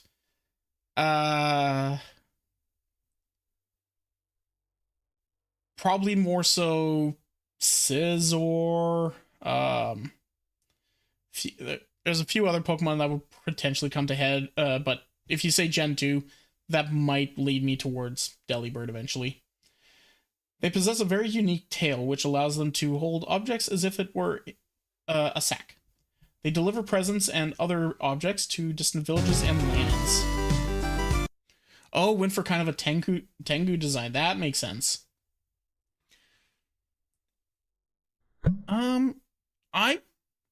So with some of the other bird types, you actually, Kinkymation actually, like, had the wings and the arms as the same part, right? I think that would have been a better direction to go with this. But based on, like, the head shape and design and everything, I think this is probably one of the better directions you could go with this.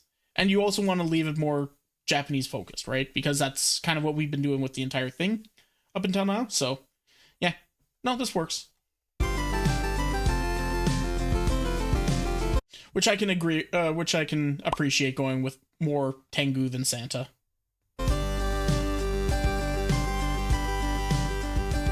I mean, we're not going to be seeing Shiftry anytime today. Mantine. Yeah, no, easily Mantine. Yeah, I can see this as Mantine easily. They jump out of the seas to glide through the skies. They are gigantic, and Remoraid use them to better patrol the seas. Peaceful and calm. Oh, they have a little Remoraid with them. That's cute. That's adorable. They are massive, though. Oh my god. Giant woman. I like using the hair as the manta wings. That looks really good. I like that.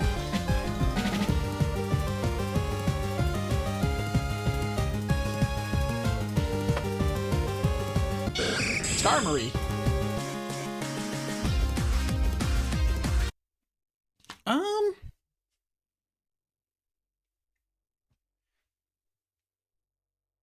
Yeah, I would say I would probably say Skarmory. It would be a little tricky because it's a very busy design, and the only things that are really coming out to me on this one would be the wing bits and the talons.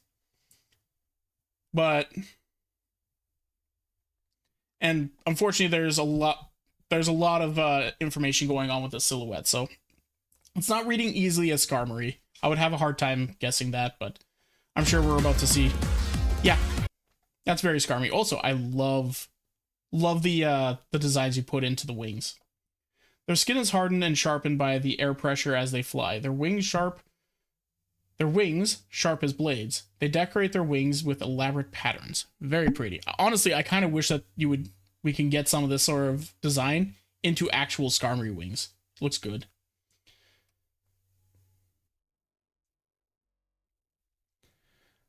The long hair. Yeah, no, looks good. Once again, I think a little too busy.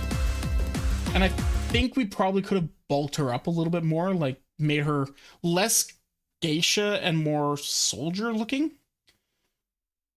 But that's probably what I would. Yeah, I think that would be the way I'd lean.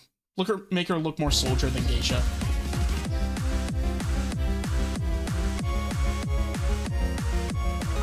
Houndoom, one of the best boys. Houndour, sorry. Houndoom's next.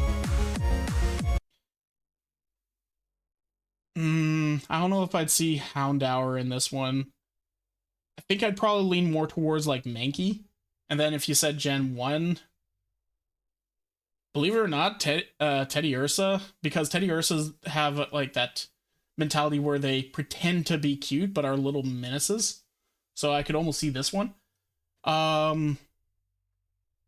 Or it's a little too mammalian looking and we're missing the tail, so I wouldn't guess Totodile or that line, so But once again, Houndour is just Puppo, right? There's not a lot of design bits poking out. Bandits and troublemakers. They form gangs to overpower their foes. They use magic to grow their bones and decorate their bodies with it, like tattoos. Neat! Yep, I like it. I like the design. I like the addition of the chains. Like adding even more bones to the to its actual design there. Looks good. Looks good. So silhouette would be a difficult one on this. Houndoom. These two Pokemon, I am so surprised, got through the censors. Leaders of Houndour gangs. They are violent and are short-tempered. They can curse others to be engulfed in undying flames if they disobey or betray them. Yeesh, that's not fun. Design, I think, is too, like, it's too big, right? Like, Houndoom is very thin and sleek, and it's gotten to the point where you can't even see the horns or the tail, which are two of its most important features. Plus, of obviously the bone bits popping out. I think whatever this is, like either a coat or a waistcoat or long hair, I think probably should have pulled back on those a little bit, gone for shorter and more like delinquent bad girl energy. That's my thought. And now I'm okay with this. I am now okay with this. It looks great. Silhouette suffered a little bit, but it's a good place to suffer it for. I think we could have made the horns a bit bigger, though. Could have made the horns a bit bigger. If the horns were bigger, I think no issues figuring out the silhouette.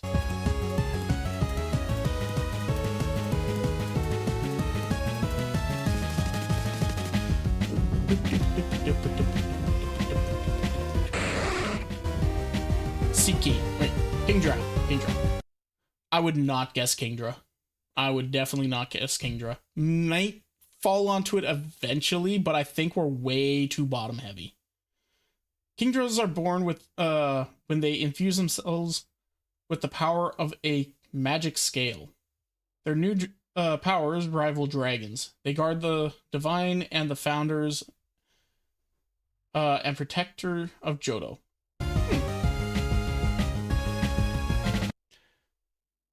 Okay. Yeah, it's the dress, I think, that's messing it up. If we took away this dress or like these big bits right here, I think that would have fixed a lot of it. At least for the silhouette. Like, the design, really good. It's just a little overly busy, I think. But makes sense for, like, their position of power, right?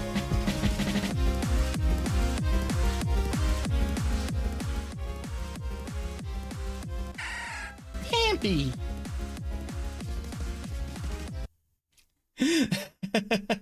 I love this energy. I love this pose. I would not guess Vampy, unfortunately. I would not, but once again, there's not a lot of design elements coming out of Vampy here, so there's not a lot of silhouette to this, so it's hard to translate non-existent silhouette to an existent silhouette. They engage in rollout battles at the Colosseum. These competitions dictate how the society is run, and a lot of matters get settled with a rollout match. That's adorable. Also, can we just quickly talk about how Vampy and Donphan, like, their signature move, like, their whole shtick? Well, that's supposed, yep. Their whole shtick is supposed to be rollout, and yet rollout is a rock-type move, and Vampy and Donphan are ground-type Pokemon, and their ability doesn't even, like, benefit rollout at all, so you don't even want to run rollout on these guys. That's interesting, doing the, using the hair for the trunk. Not sure I'd go with that direction myself, but... And very flamboyant legs going on here. There's a lot going on with this character, just in general. Not my favorite. Definitely not my favorite, but I think I do like them. I do like them.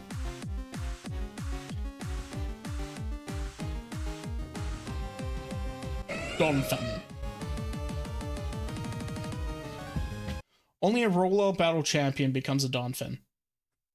They battle so fiercely that the stage often gets severely damaged when they are done.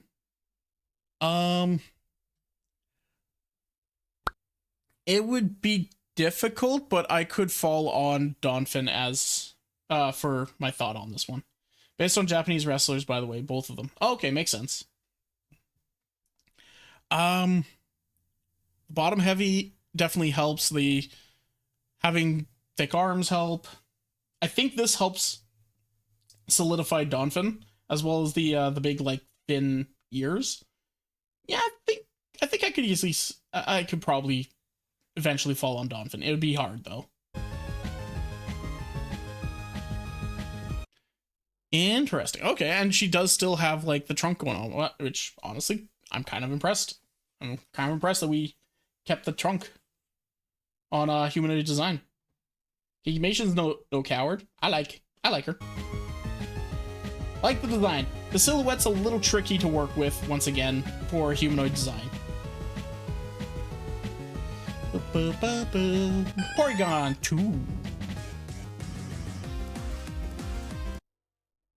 Yeah, I could see Porygon. I could fall onto a Porygon guess on this one. Ancient beings that were able to create constructs out of their bodies. With the help of an ancient artifact, they can upgrade themselves and make better constructs, including round shapes. Neat.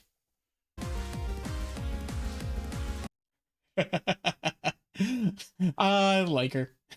Very cute. Very cute. I like how every single Pokemon up until this point, except for Cleffa, have been, like, very Japanese themed. Like, old Japanese. Very traditional Japanese theme. And then we get to Porygon 2, and she's just like Gundam anime. Evangelia plug suit theme. Yeah. It works good. It works very good. I like it. I could see her like zipping around the air, using that thing kind of like a little jet ski. Stantler. The antlers. Yeah, that wins. That works. It's easy. They live undisturbed in forests all around Johto. They use strong illusionary magic to hide themselves and their forest. Only those deemed good might be allowed to draw near. It's supposed to be like, Togedek was supposed to be a Japanese angel. Yeah, makes sense. Yeah, she's a Stantler. No notes, easy enough. All the designs point in the right direction for that, so yeah, no, that works.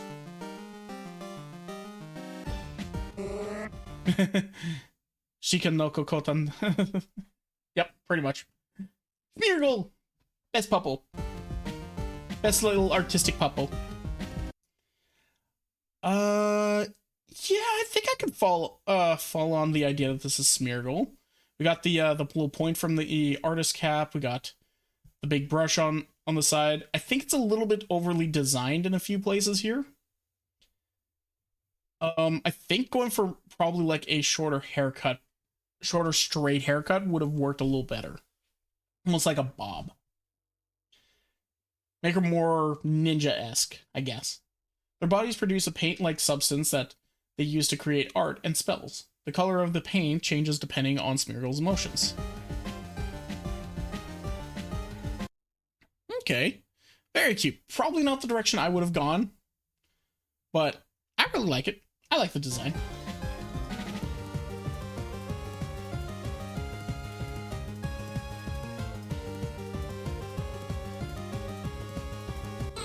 Tyrogue.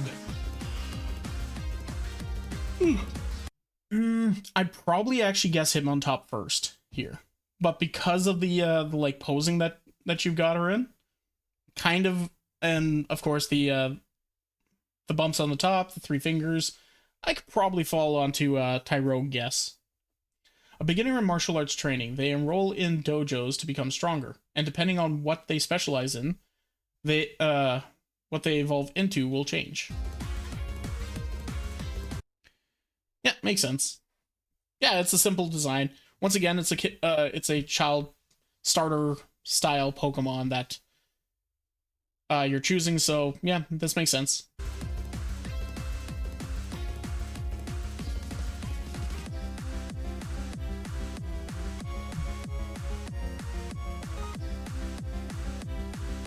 Hitmontop. Yeah, no, that's easily Hitmontop. When a Tyrogue sets out to achieve perfect balance and succeeds, they undergo an evolution and become Hitmontop. They focus more on spinning movements. Yeah, makes sense. Man, I kind of really wish that we had gotten more Hitmon line directions, like one for each of the types. I think that would have been so good. Like, if you had a high special attack Hitmon, if you had a more, like, speed-focused Hitmon, more special defense-focused Hitmon, yeah, that sort of thing. Okay. Yeah, no. I really like this design. This is good.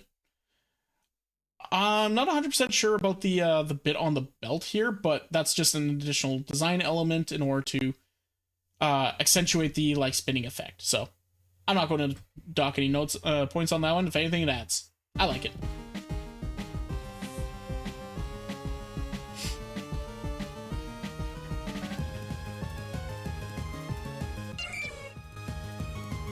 Smooch 'em. Take me a little bit, but I'd probably fall on Smooch 'em for my guess.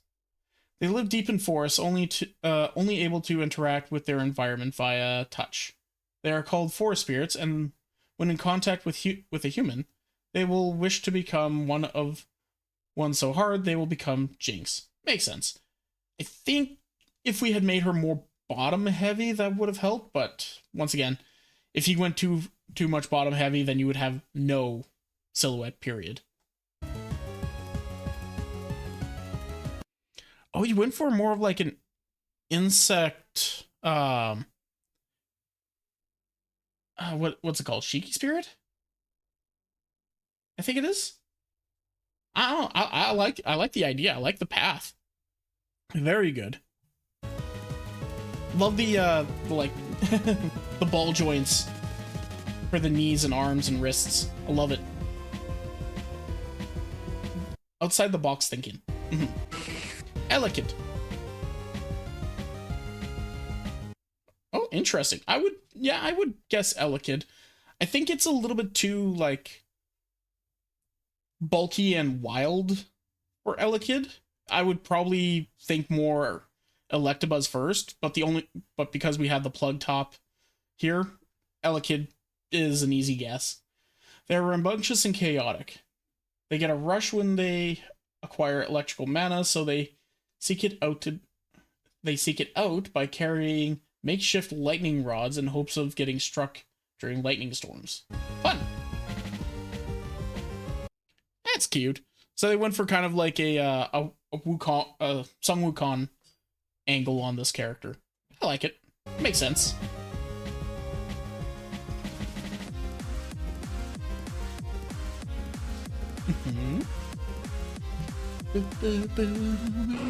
Maybe. I am not seeing Magby. Sadly, I'm not. Probably for the best. I'm not a fan of Magby just in general, but if we're trying to, like, preserve a Magby silhouette, we got the pose at least, so that might help. I don't know if you know what? The hair kind of being in a bob like this with the little bumps on top. Plus the tail, the pose, probably eventually follow Magby. I would need a lot of hints though. They love fire and heat, so they make their homes near volcanoes. Their magma fills them with energy. When cooled down, they become ill and lethargic. Aw, buddies. Final design? Yeah, no, I could see Magby kind of. The feet also help. True, the feet do also help. I could see Magby kind of here. I think the little puffball here is throwing me off a little bit too much. But all in all, I like the design. I really like the design. I'm having a hard time seeing Magby fully in it, is the problem.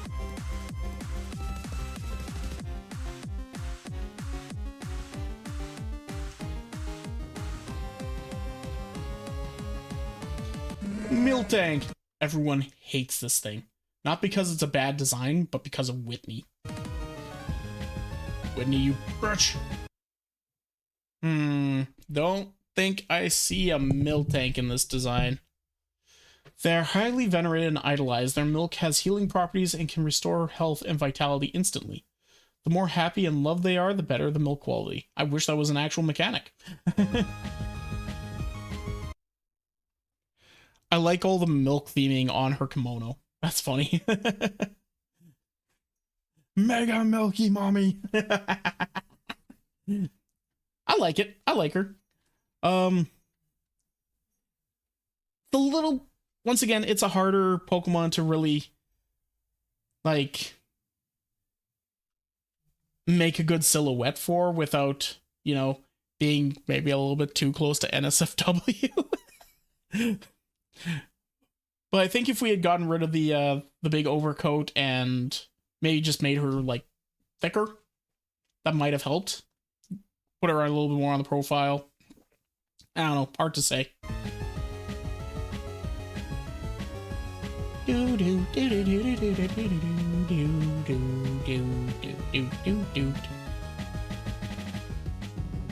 Let's see.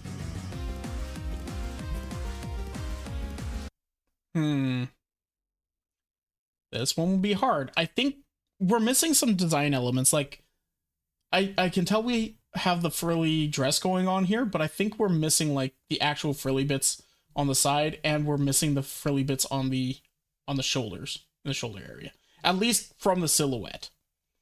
If we had managed to push those out just a little bit more in order to get that, and also give her more curly hair, I think that would have helped. but she's very cute. Like, now I'm seeing Blissey. Could still see Chansey a little bit too much. Does Chansey really need an evolution? Funny enough, a lot of people don't evolve Chansey into Blissey because she's way stronger as Chansey if you give her an Eviolite. Nurse Joy looks different. True. They help as nurses, but are all able to heal more than just physical ailments. The eggs they produce will force a state of happiness on whoever is exposed to them, no matter their mental state. That's almost dangerous sounding.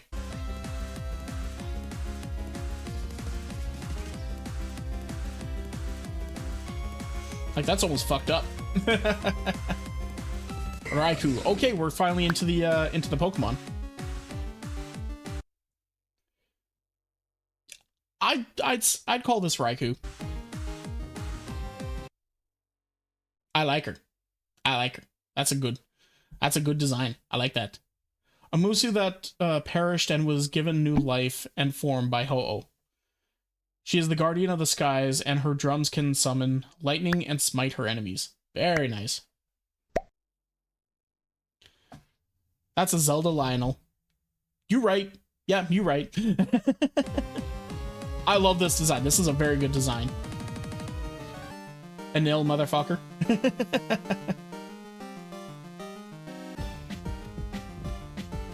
Entei. Probably my favorite of the trio.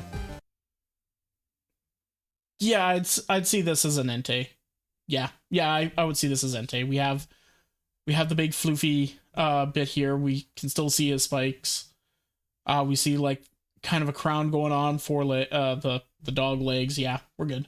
And we see that perished and was given new life by the life and form by Ho-Oh, guardian of the lands. She became a divine smith and has crafted many legendary armaments. Neat.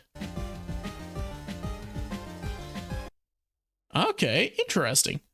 I'd probably have gotten rid of the sword and focused more on the smithing hammer, but aside from that, no, I love the design. Really like it. Also, she's naked.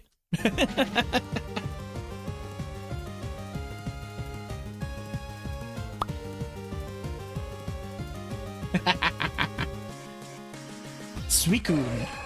I'm curious how this one's going to look.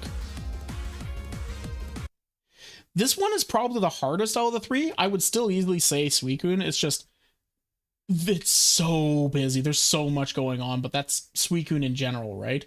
But thankfully we have the that forehead crest, which thankfully you shrunk down to be manageable. We got the tail bits here. We got the dog form still, long flowing hair. Yeah. Perished and was given new life and form by Ho-Oh, guardian of the rains and streams. She can purify water with a single touch.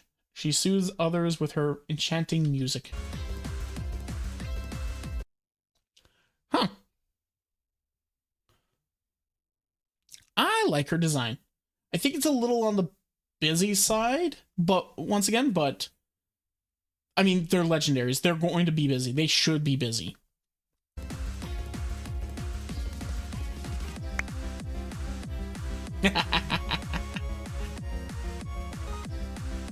Not my favorite out of the three. Definitely think I liked Raikou the most. Oh, Larvitar. I forgot about Arsudos. I don't know if I'd guess Larvitar with this one. Funny enough, I'd almost guess Pineco first, but if not Pineco, yeah, I'd probably lean towards Larvitar if not Pineco. I have high criteria. Yes. More muscle than you have, then you're good. They absorb power from the earth around them. They used to rule the land with fear and cruelty, but got exiled to the underground by Lugia. They seek revenge. Oh, interesting design. More bug looking, which is, you know, Larvitar. Yeah, makes sense. Very angry and like repressed looking. No, I like her. Once again, not my favorite design, but it's okay.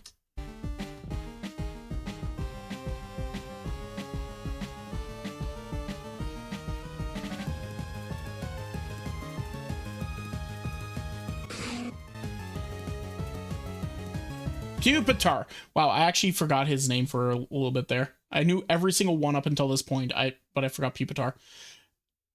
That is a silhouette, all right. I think the only thing you could say would be Pupitar, but then be like, where the hell's the human bit? Filled with rage, Larvitar eventually absorbed enough energy to create a cocoon-like state, to create amassing energy, and to attain their true power. There's the human bit. Very interesting. I'm liking it. I'm liking this this path. That looks like a dino shield. Yeah.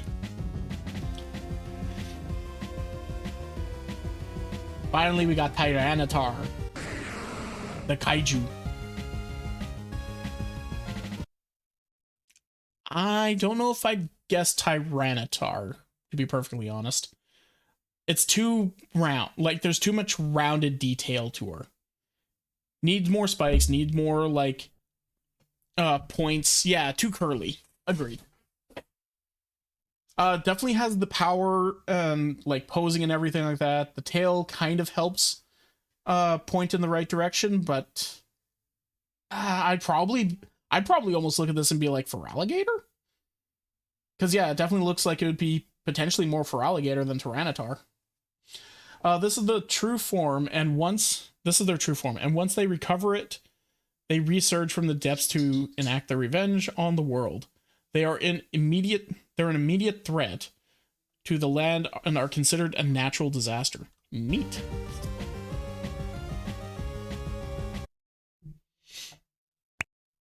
Not my favorite design out of the entire bunch, but I definitely like her. I think we added too much gold to her design with the armor bits. But all in all, I like her design. Not my favorite, but this wasn't my favorite line, for sure.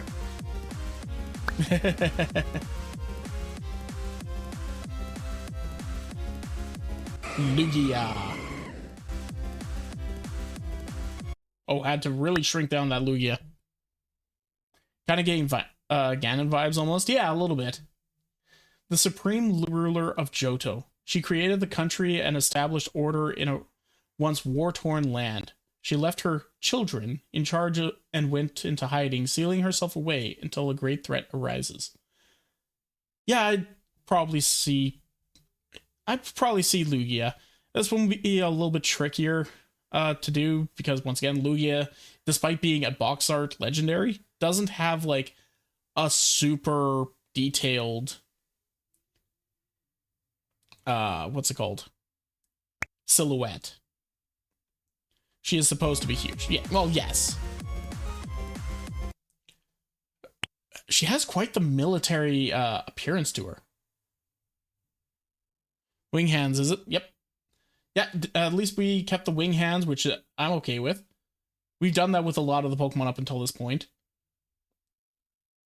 I like her. I'm surprised we went with more of a military look for her instead of more like a geisha queen sort of feel. That's kind of like a shrine maiden queen or something along those lines. That's kind of what I was expecting, but that might be what we'll be getting for Ho-Oh. Ho-Oh? Yeah.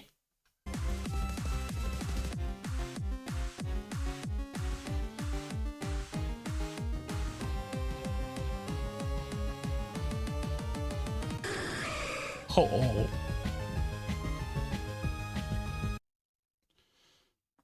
Very bulky.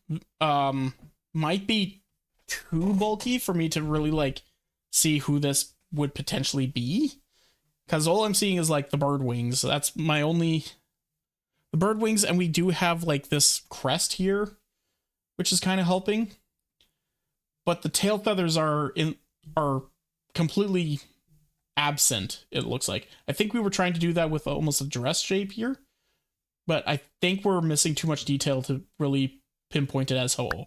Also, even though Gen 2 Pokemon, this was like one of the first, 5-10 Pokemon that was shown in the actual series.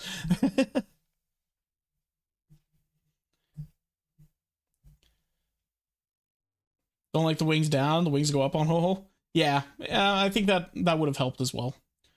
Guardian deity of Johto. She cares about harmony and nature. She commands the spirit flame and can revive herself and others at will. She wields the Spear of Light, a weapon forged by her own flames. Oh, that's where we were going with that. Okay, I like the actual like design of her. I really like this design. The silhouette is missing, and once again, I think we needed to have the wings more straightened out, like Ho-Ho normally does. But aside from that, I really like this design. Really cool.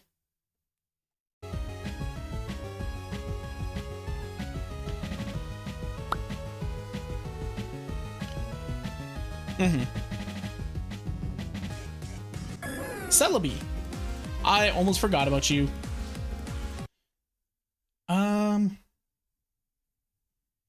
Not sure I'd say Celebi on this one. I'd probably almost be thinking like Mew or Mewtwo, or probably more Mew. Before anything. I think we went too curly with the little bit back here, but thankfully we have the antenna, this little bit, the wings. I'd probably follow on Celebi after a bit. It'd take me a little bit, but yeah. Also known as the voice of the forest, she can time travel at will. She only appears in times of peace. She loves music and will often fancy skilled artists. She can heal plants and life around her. Oh, she's adorable. Oh my god, those weren't her legs. That was part of her dress. She's just a little chibi. That's cute. She's just adorable. Which makes sense. Which makes sense for her, for sure. Was that the last one? I think that might be the last one. Hey. And that's Gen 2.